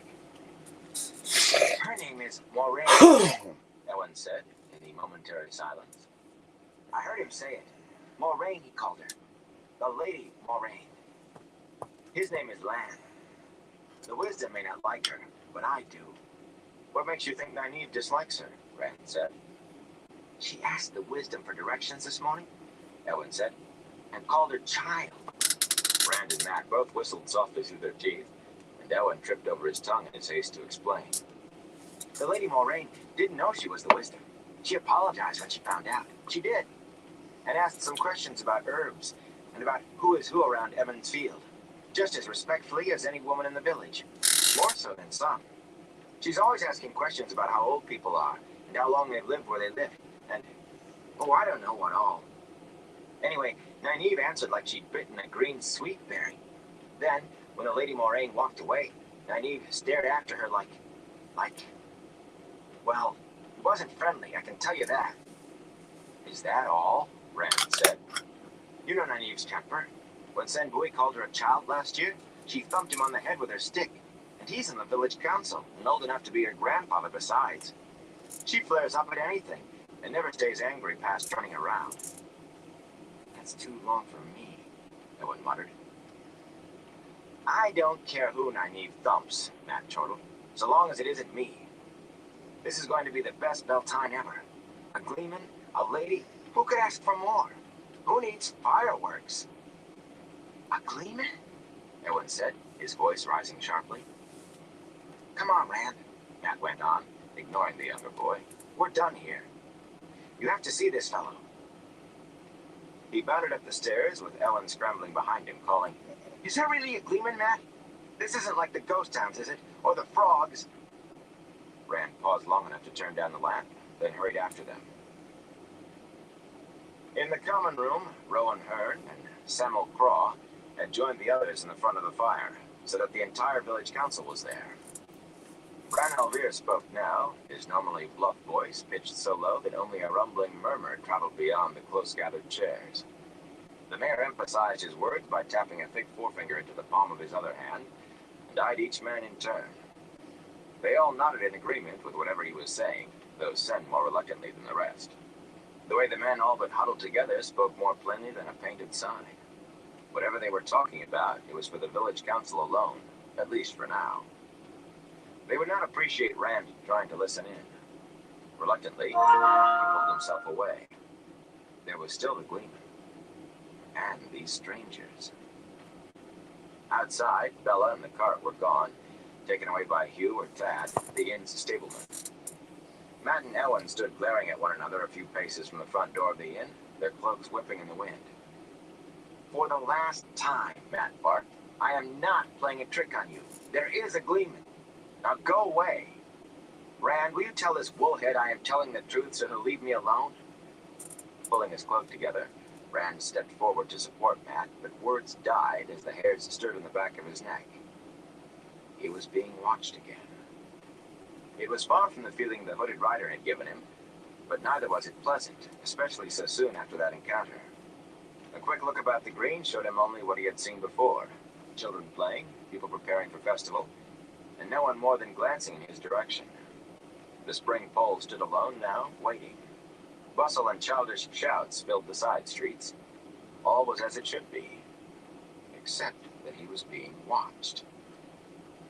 Then something led him to turn around, to raise his eyes.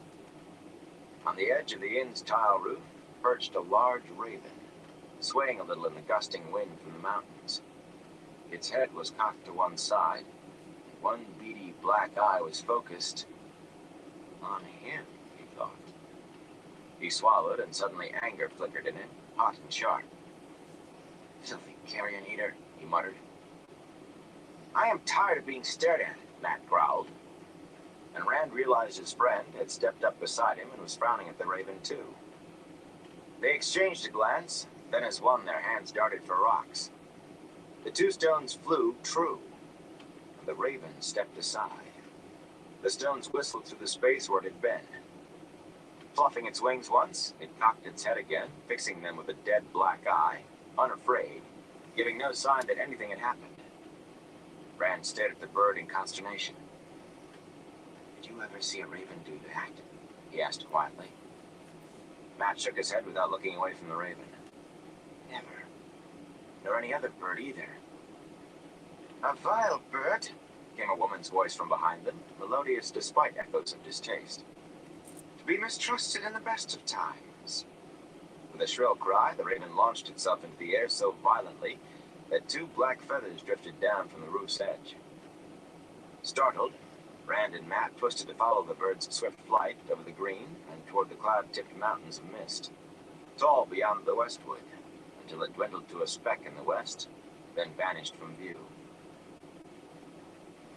Rand's gaze fell to the woman who had spoken. She too had been watching the flight of the raven, but now she turned back and her eyes met his. He could only stare. This had to be the Lady Moraine, and she was everything that Matt and Ellen had said. Everything and more. When he had heard she called Nynaeve a child, he had pictured her as old, but she was not. At least, he could not put any age to her at all. At first he thought she was as young as Nynaeve. The longer he looked, the more he thought she was older than that. There was a maturity about her large, dark eyes, a hint of knowing that no one could have gotten young. Comment vas-tu, Chris? Could have gotten young. For an instant he thought those eyes were deep pools about to swallow him up. It was plain why Matt and Ellen named her Lady from the Gleeman's Tale, too.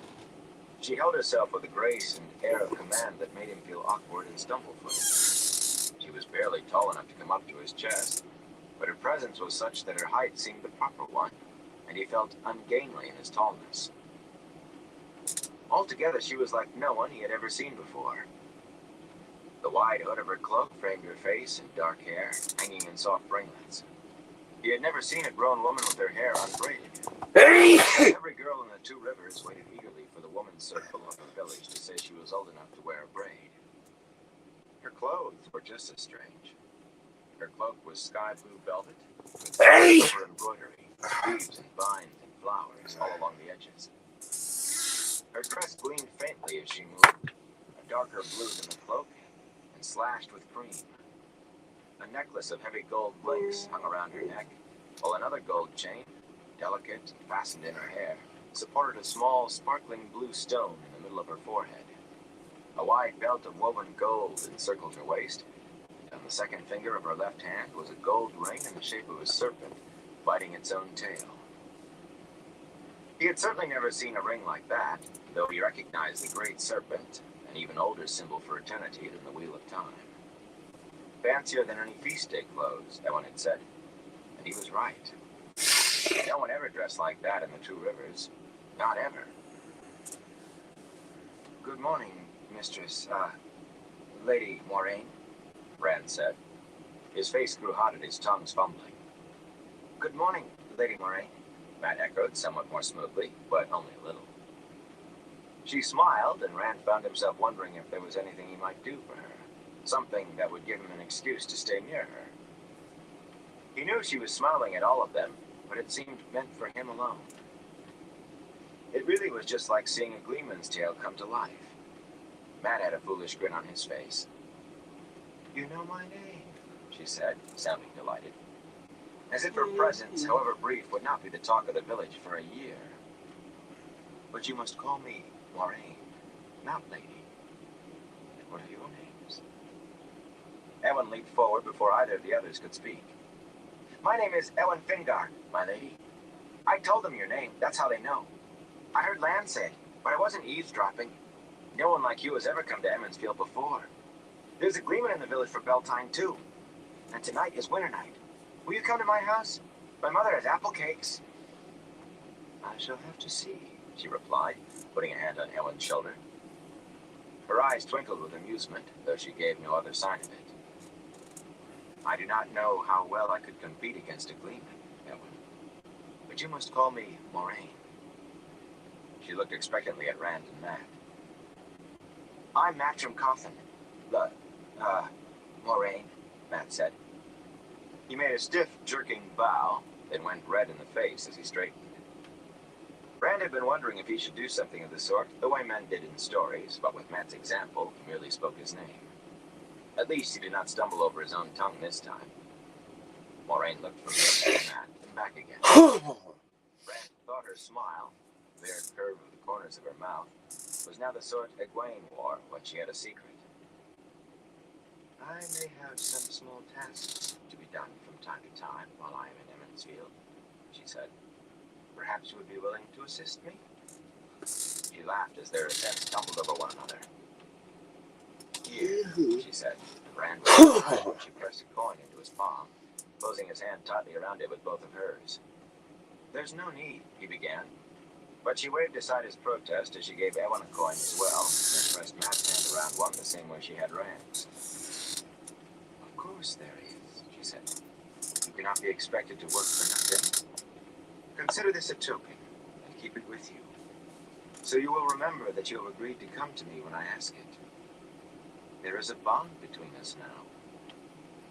I'll never forget, Ewan piped up. Later we must talk, she said. And you must tell me all about yourselves. Moraine, Rand asked hesitantly as she turned away. She stopped and looked back over her shoulder, and he had to swallow before going on. Why have you come to Emmonsfield? Her expression was unchanged, but suddenly he wished he had not asked. But he could not have said why. He rushed to explain himself anyway. I don't mean to be rude. I'm sorry. It's just that no one comes into the Two Rivers except the merchants and peddlers when the snow isn't too deep to get down from Baerlon.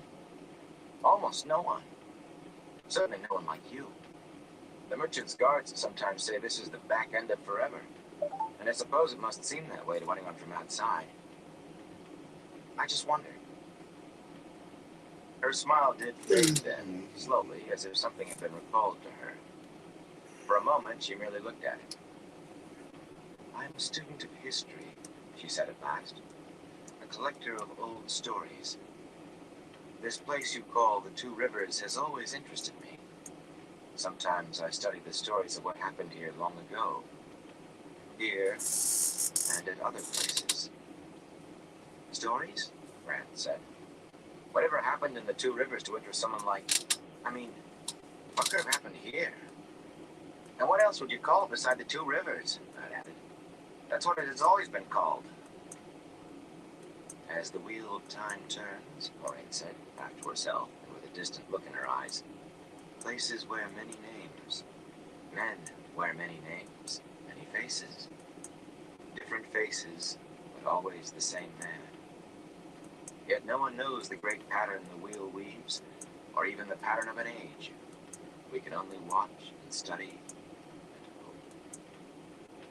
Rand stared at her, unable to say a word, even to ask what she meant. He was not sure she had meant for them to hear.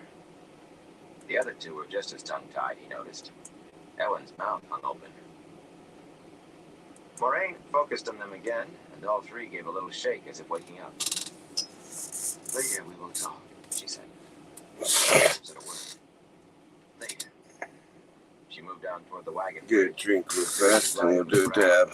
Walk, her cloak spreading on either side of her like wings. As she left, a tall man Rand had not noticed before moved away from the front of the inn and followed her, one hand resting on the long hilt of a sword. His clothes were a dark grayish green that would have faded into leaf or shadow, and his cloak swirled through shades of gray and green and brown. It almost seemed to disappear at times, that cloak, fading into whatever lay beyond it. His hair was long and gray at the temples, held back from his face by a narrow leather headband. That face was made from stony planes and angles, weathered but unlined despite the gray in his hair. When he moved, Rand could think of nothing but a wolf. Cheers, In Christopher. passing the three youths, his gaze ran over them, eyes as cold and blue as a midwinter dawn. It was as if he were weighing them in his mind, and there was no sign on his face of what the scales told him. He quickened his pace until he caught up to Moraine, then slowed to a walk by her shoulder, bending to speak to her. Rand let out a breath he had not realized he had been holding. That was Lord, Ewan said throatily, as if he too gave him that kind of look.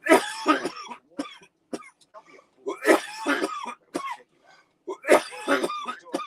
Anyway, what armor covered in gold and jewels, and spend all their time up north in the Great Blight, fighting evil and Trollocs and such. He could be a warder, Ewan insisted. Did you see any jewels or gold on him? Matt scoffed. Do we have Trollocs in the Two Rivers? Sheep. What ever happened here to interest someone like her? Something could have, Rand answered slowly. They say the inn's been here for 1,000 years, maybe more. 1,000 years of sheep, Matt said.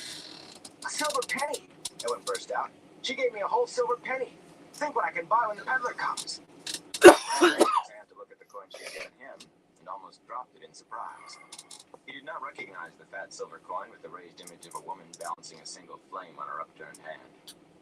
But he had watched while Bran Alvear weighed out the coins merchants brought from a dozen lands, and he had an idea of its value. That much silver would buy a good horse anywhere in the Two Rivers, with some left over.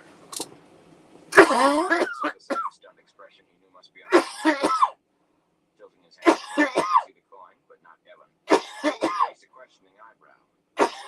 Nodded. For a minute, they stared at one another in intense wonder. What kind of chores does she have? Rand asked finally. Matt said firmly, and I don't care. I won't spend it either, even when Peddler comes. With that, he thrust his coin into his coat pocket. Nodding, Rand slowly did the same with his. He was not sure why, but somehow what Matt said seemed right. The coin should not be spent. Not when it came from her. He could not think of anything else silver was good for, but... Do you think I should keep mine too?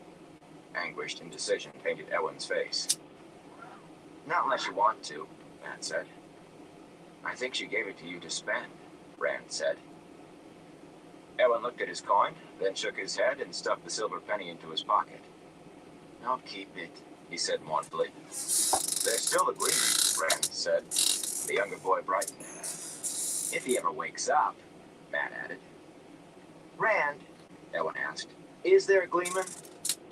You'll see, Rand answered with a laugh.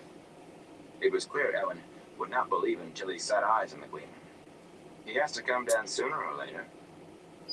Shouting drifted across the wagon bridge, and when Rand looked to see what was causing it, his laughter became wholehearted. Dangerous. A milling crowd of villagers, from gray-haired oldsters to toddlers barely able to walk, escorted a tall wagon toward the bridge.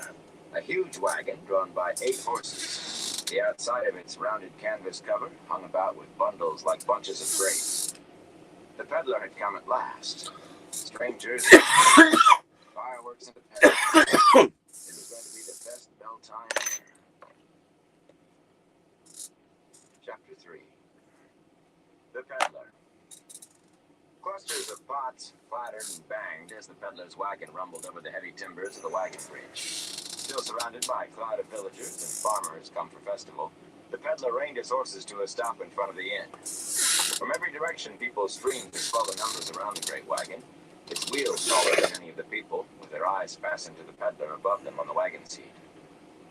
The man on the wagon was Adan Fane, pale, skinny fellow with gangly arms and a massive beak of a nose. Fane, always smiling and laughing as if he knew a joke that no one else knew, had driven his wagon and team into Emmons Field every spring for as long as Rand could remember.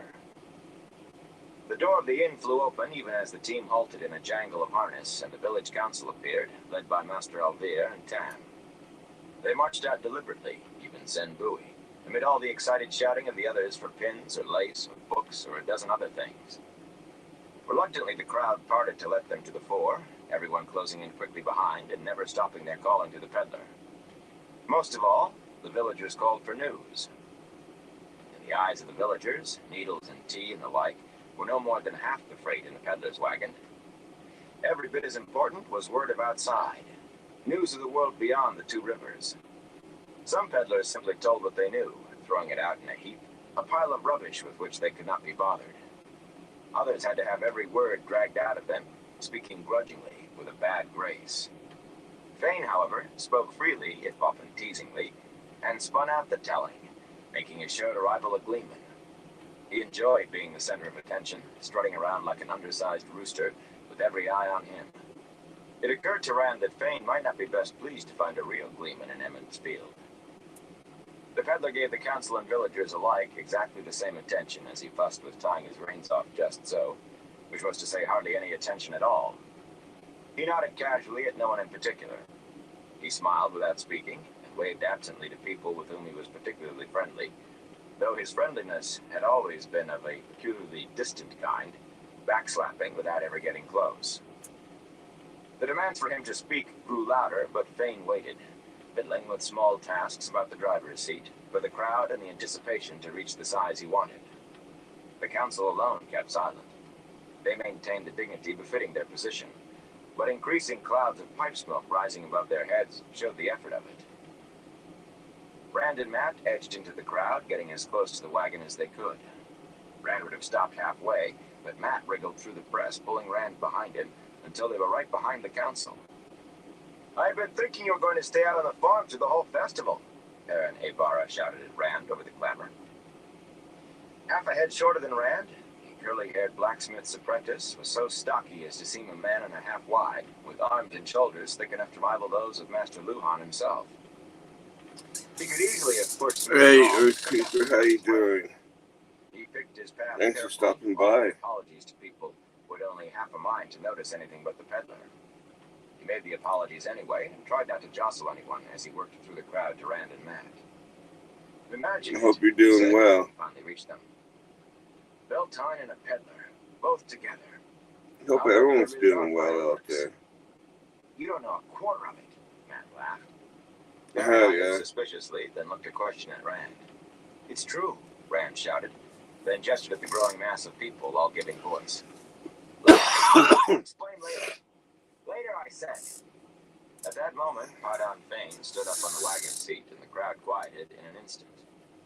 Rand's last words exploded into utter silence, catching the peddler with an arm raised dramatically and his mouth. I appreciate it. Everybody turned to stare at Rand. Earthcreeper, well, technically it's my birthday now. It's just when I started the live, it wasn't.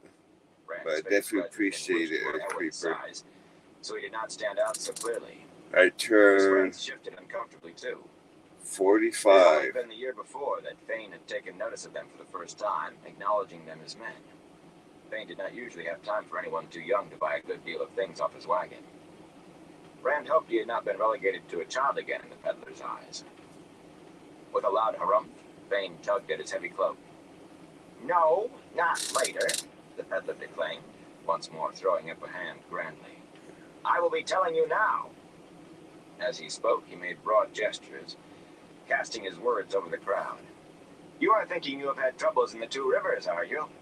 Well, all the world has troubles, from the Great Light south to the Sea of Storms, from the Arith Ocean in the west Oh, yeah. to the Aiel Waste in the east. I'm not even sure what I'm going to do today. The winter was for my harsher than you've ever birthday. seen before. I know I got started off with doctor's appointment. Winter was cold and harsh everywhere. In the borderlands, they'd be calling your winter spring.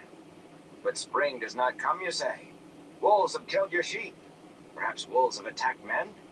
Is that the way of it? Well, now. Spring is late everywhere. There are wolves everywhere, all hungry for any flesh they can sink a tooth into, be it sheep or cow or man. But there are things worse than wolves or winter. There are those who would be glad to have only your little troubles. He paused expectantly. "What could be worse than wolves killing sheep and men?" Senbui demanded. Others muttered in support. "And killing men." The peddler's reply, in portentous tones, brought shocked murmurs that increased as he went on. "It is war, I mean. There is war in Gialdan. War and madness. The snows of the Dallin Forest are red with the blood of men. Ravens and the cries of ravens fill the air. Armies march to Gialdan. Nations, great houses and great men send their soldiers to fight. War." Master Alvir's mouth fit awkwardly around the unfamiliar word. No one in the Two Rivers had ever had anything to do with a war. Why are they having a war? Fane grinned and ran at the feeling he was mocking the villagers' isolation from the world and their ignorance. The peddler leaned forward as if he were about to impart a secret to the mayor, but his whisper was meant to carry, and did. "The standard of the dragon has been raised, and men flock to oppose, and to support." One long gasp left every throat together, and Rand shivered in spite of himself. "The dragon?" someone moaned. "The Dark One's loose in Gildan?" "Not the Dark One," Aral Luhan growled. "The dragon's not the Dark One, and this is a false dragon anyway." "Let's hear what Master Fane has to say," the mayor said. But no one would be quieted that easily. People cried out from every side, men and women shouting over one another. "The Dark One!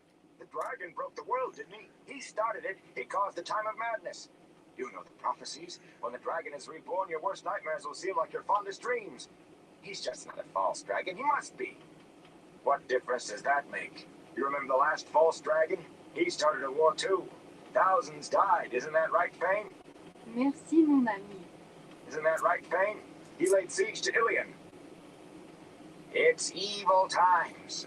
Thank No you, one Christopher. intended to be the dragon reborn for 20 Definitely years, appreciate and it. now 3 in the last 5 years. Evil times. Look at the weather. Rand exchanged looks with Matt and Perrin. Matt's eyes shone with excitement, but Perrin wore a worried frown. Rand could remember every tale he had heard about the men who named themselves the Dragon Reborn. And if they had all proven themselves false dragons by dying or disappearing without fulfilling Let's any do of the another prophecies, dab, but what they had done was bad let's enough. do it out of my Whole nations torn by nectar. battle, and cities and towns Excuse put me, to the torch. nectar collector. The dead fell like autumn leaves, and refugees blocked the roads like sheep in a pen. So the peddlers said, and the merchants, and no one in the Two Rivers with any sense doubted it. The world would end, so some said, when the real dragon was born again. Stop this, the mayor shouted. Be quiet. Stop working yourselves to a lather out of your own imaginations. Let Master Fane tell us about this false dragon. The people began to quiet. But Sen Bowie refused to be silent. Is this a false dragon? The Thatcher asked sourly. Master Albir blinked as if taken by surprise, then snapped. Don't be an old fool, Sen. But Sen had kindled the crowd again. He can't be the dragon. Boy, help us. He can't be. You old fool, Bowie. You want bad luck, don't you? Be naming the Dark One next. You're taken by the dragon, Sen Bowie, trying to bring us all harm. Sen looked around defiantly, trying to stare down the glowers, and raised his voice. I didn't hear Fane say this was a false dragon, did you? Use your eyes. Where are the crops that should be knee-high or better?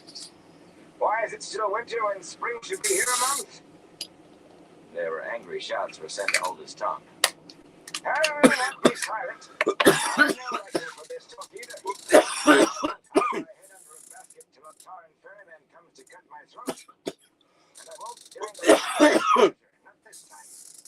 Speak it out plain, peddler. What have you heard, huh? Is this man a false dragon? If Fane was perturbed by the news he brought, or the upset he had caused, he gave no sign of it. He merely shrugged and laid a skinny finger alongside his nose. As to that, now, who can say until it is over and done? He paused, with one of his secretive grins, running his eyes over the crowd as if imagining how they would react and finding it funny. I do know, he said, too casually, that he can wield the one power. The That's others pretty couldn't, much, but he can channel. The ground opens beneath his enemy's feet, and strong walls crumble at his shout. Lightning comes when he calls, and strikes where he points. That I've heard, and from men I believe. A stunned silence fell. Rand looked at his friends. Perrin seemed to be seeing things he did not like, but Matt still looked excited. let's see, let's put something Sam, behind his it. face only a little less composed than usual, drew the mayor close. But before he could speak, Ellen Fingar burst out.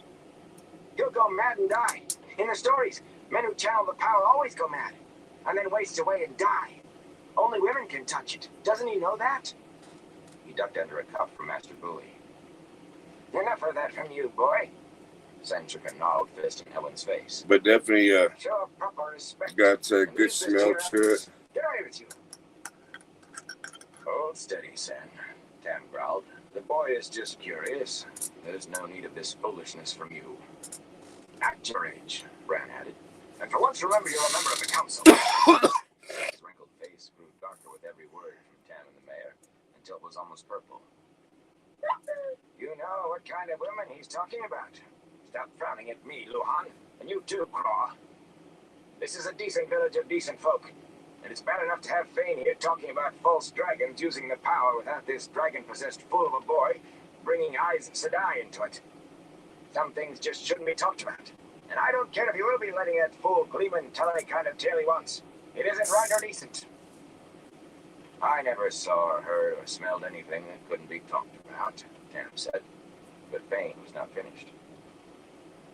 The Aes Sedai are already into it, the peddler spoke up.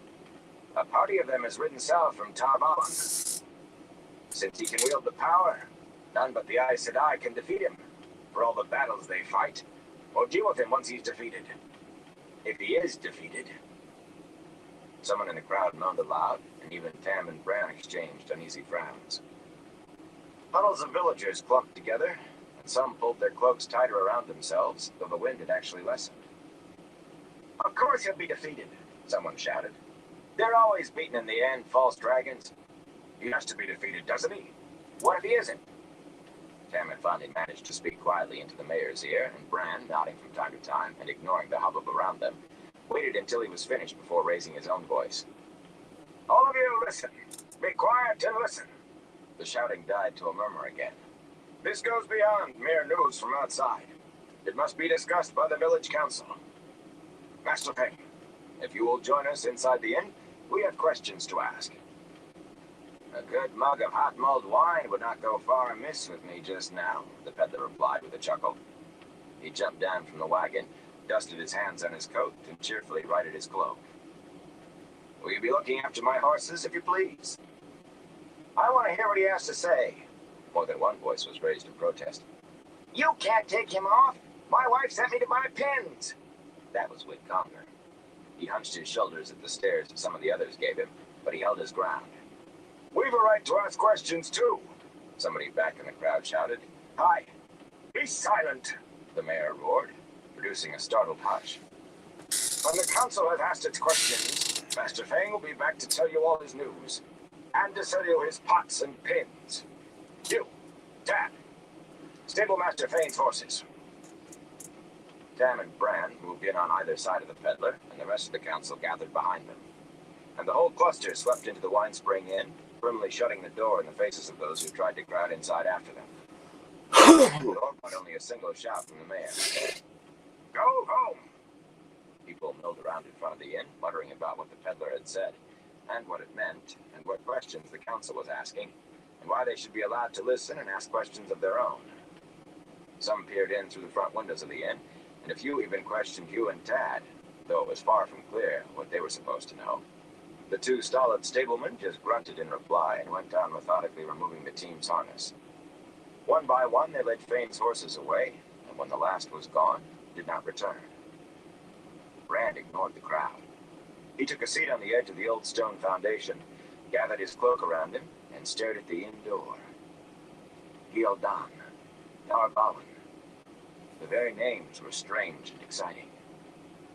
They were places he knew only from peddler's news and tales told by merchants' guards. Aes Sedai, and wars and false dragons. Those were the stuff of stories told late at night in front of the fireplace, with one candle making strange shapes on the wall, and the wind howling against the shutters. On the whole, he believed he would rather have blizzards and wolves. Still, it must be different out there, beyond the two rivers. Like living in the middle of a gleeman's tale. An adventure. One long adventure. A whole lifetime of it. Slowly the villagers dispersed, still muttering and shaking their heads. Whit Conger paused to stare into the now abandoned wagon, as though he might find another peddler hidden inside. Finally, only a few of the younger folk were left. Matt and Perrin drifted over to where Rand sat. I don't see how the Gleeman could beat this, Matt said excitedly. I wonder if we might get to see this false dragon. Perrin shook his shaggy head. I don't want to see him. Somewhere else, maybe, but not in the Two Rivers. Not if it means war. Not if it means Aes Sedai here either, Rand added. Or have you forgotten who caused the breaking? The dragon may have started it, but it was Aes Sedai who actually broke the world. I heard a story once, Matt said slowly, from a wool buyer's guard. He said the dragon would be reborn in mankind's greatest hour of need and save us all. Well, he was a fool if he believed that, Perrin said firmly, and you were a fool to listen. He did not sound angry. He was slow to anger, but he sometimes got exasperated with Matt's quicksilver phrases, and there was a touch of that in his voice. I suppose he claimed we'd all live in a new age of legends afterwards, too. I didn't say I believed it, Matt protested. I just heard it. Nynaeve did, too. and I thought she was going to skin me and the guard both. He said, the guard did, that a lot of people do believe, only they're afraid to say so, afraid of the Aes Sedai, or the Children of the Light. He wouldn't say any more after Nynaeve lit into us. She told the merchant, and he said it was the guard's last trip with him. A good thing, too, Perrin said. The dragon going to save us? Sounds like Copland talked to me. What kind of need would be great enough that we'd want the dragon to save us from it? Rand mused. As well ask for help from the Dark One. He didn't say, Matt replied uncomfortably, and he didn't mention any New Age of legends. He said the world would be torn apart by the dragon's coming. That would surely save us, Perrin said dryly. Another breaking. Burn me, Matt growled. I'm only telling you what the guard said. Perrin shook his head. I just hope the Aes Sedai and this dragon, false or not, stay where they are. Maybe that way, the two rivers will be spared. You think they're really dark friends? Matt was frowning thoughtfully. Who? Rand asked. Aes Sedai.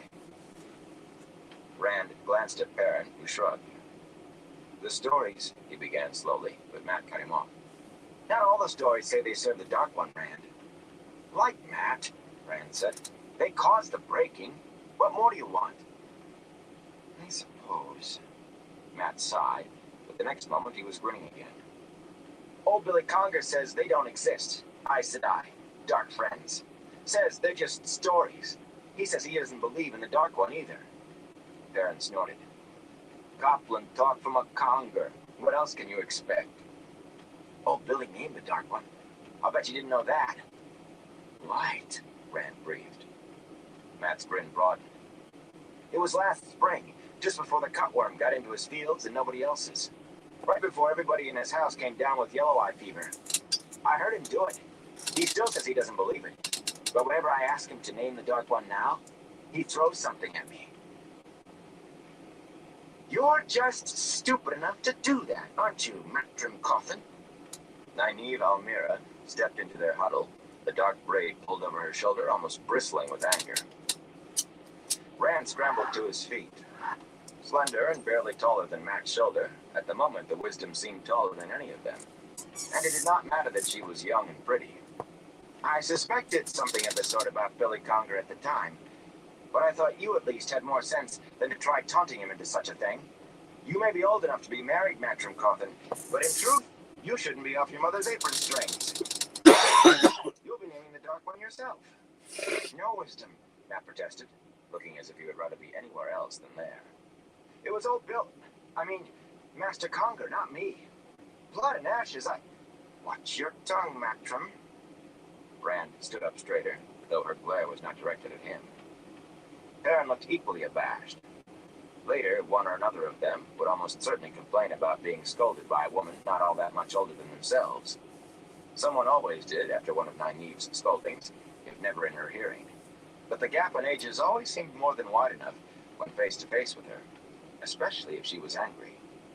The stick in her hand was thick at one end and a slender switch at the other, and she was liable to give a flail to anybody she thought was acting a fool.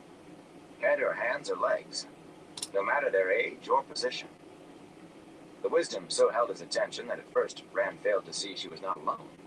When he realized his mistake, he began to think about leaving no matter what Nynaeve would say or do later. Egwene stood a few paces from the wisdom, watching intently. Of a height with Nynaeve, and with the same dark coloring, she could at that moment have been a reflection of Nynaeve's mood. Arms crossed beneath her breasts, mouth tight with disapproval. The hood of her soft gray cloak shaded her face, and her big brown eyes held no laughter now. If there was any fairness, he thought that being 2 years older than her should give him some advantage, but that was not the way of it. At the best of times, he was never very nimble with his tongue when talking to any of the village girls, not like Perrin. But whenever Egwene gave him that intent look, with her eyes as wide as they would go, as if every last ounce of her attention was on him, he just could not seem to make the words go where he wanted. Perhaps he could get away as soon as Nynaeve finished. But he knew he would not, even if he did not understand why.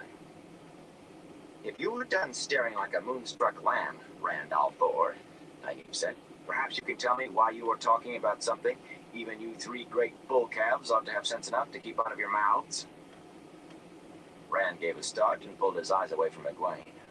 She had grown a disconcerting smile when the wisdom began speaking. Nynaeve's voice was tart, but she had the beginnings of a knowing smile on her face too, until Matt laughed aloud. The wisdom's smile vanished. The look she gave Matt cut his laughter off in a strangled croak. "Well, Rand?" Nynaeve said. Out of the corner of his eye, he saw Egwene still smiling. "What does she think is so funny?" "It was natural enough to talk of it, Wisdom," he said hurriedly. "The peddler, Padan Fain, Master Fain, brought news of a false dragon in Gildan, and a war, and the Aes Sedai. The council thought it was important enough to talk to him. What else would we be talking about?" Nynaeve shook her head. "So that's why the peddler's wagon stands abandoned. I heard people rushing to meet it, but I couldn't leave Mistress Aelin, though a fever broke. The council is questioning the Let's do peddler one about what's last happening in dab for Gildan. tonight. If I know them, they are asking all the wrong questions, and none of the right ones. It will take the women's circle to find out anything useful." Settling her cloak firmly on her shoulders, she disappeared into the inn. Egwene did not follow the wisdom. As the inn door closed behind Nynaeve, the younger woman came to stand in front of Rand. The frowns were gone from her face, but her unblinking stare made him uneasy. He looked to his friends, but they moved away, grinning broadly as they abandoned him. "You shouldn't let Nat get you mixed up in his foolishness, Rand," Egwene said, as solemn as a wisdom herself. Then abruptly she giggled. "I haven't seen you look like that since Zenbui caught you and Matt up in his apple trees when you were 10. He shifted his feet and glanced at his friends. They stood not far away, Matt gesturing excitedly as he talked. "Will you dance with me tomorrow?" That was not what he had meant to say. He did want to dance with her, but at the same time he wanted nothing so little as the uncomfortable way he was sure to feel while he was with her. The way he felt right then. The corners of her mouth worked up in a small smile. "In the afternoon," she said. "I will be busy in the morning." From the others came Perrin's exclamation. "A gleeman!" Egwene turned toward them, but Rand put a hand on her. "Busy? How?" Despite the chill, she pushed back the hood of her cloak, and with apparent casualness, pulled her hair forward over her shoulder. The last time he had seen her, her hair had hung in dark waves below her shoulders, with only a red ribbon keeping it back from her face.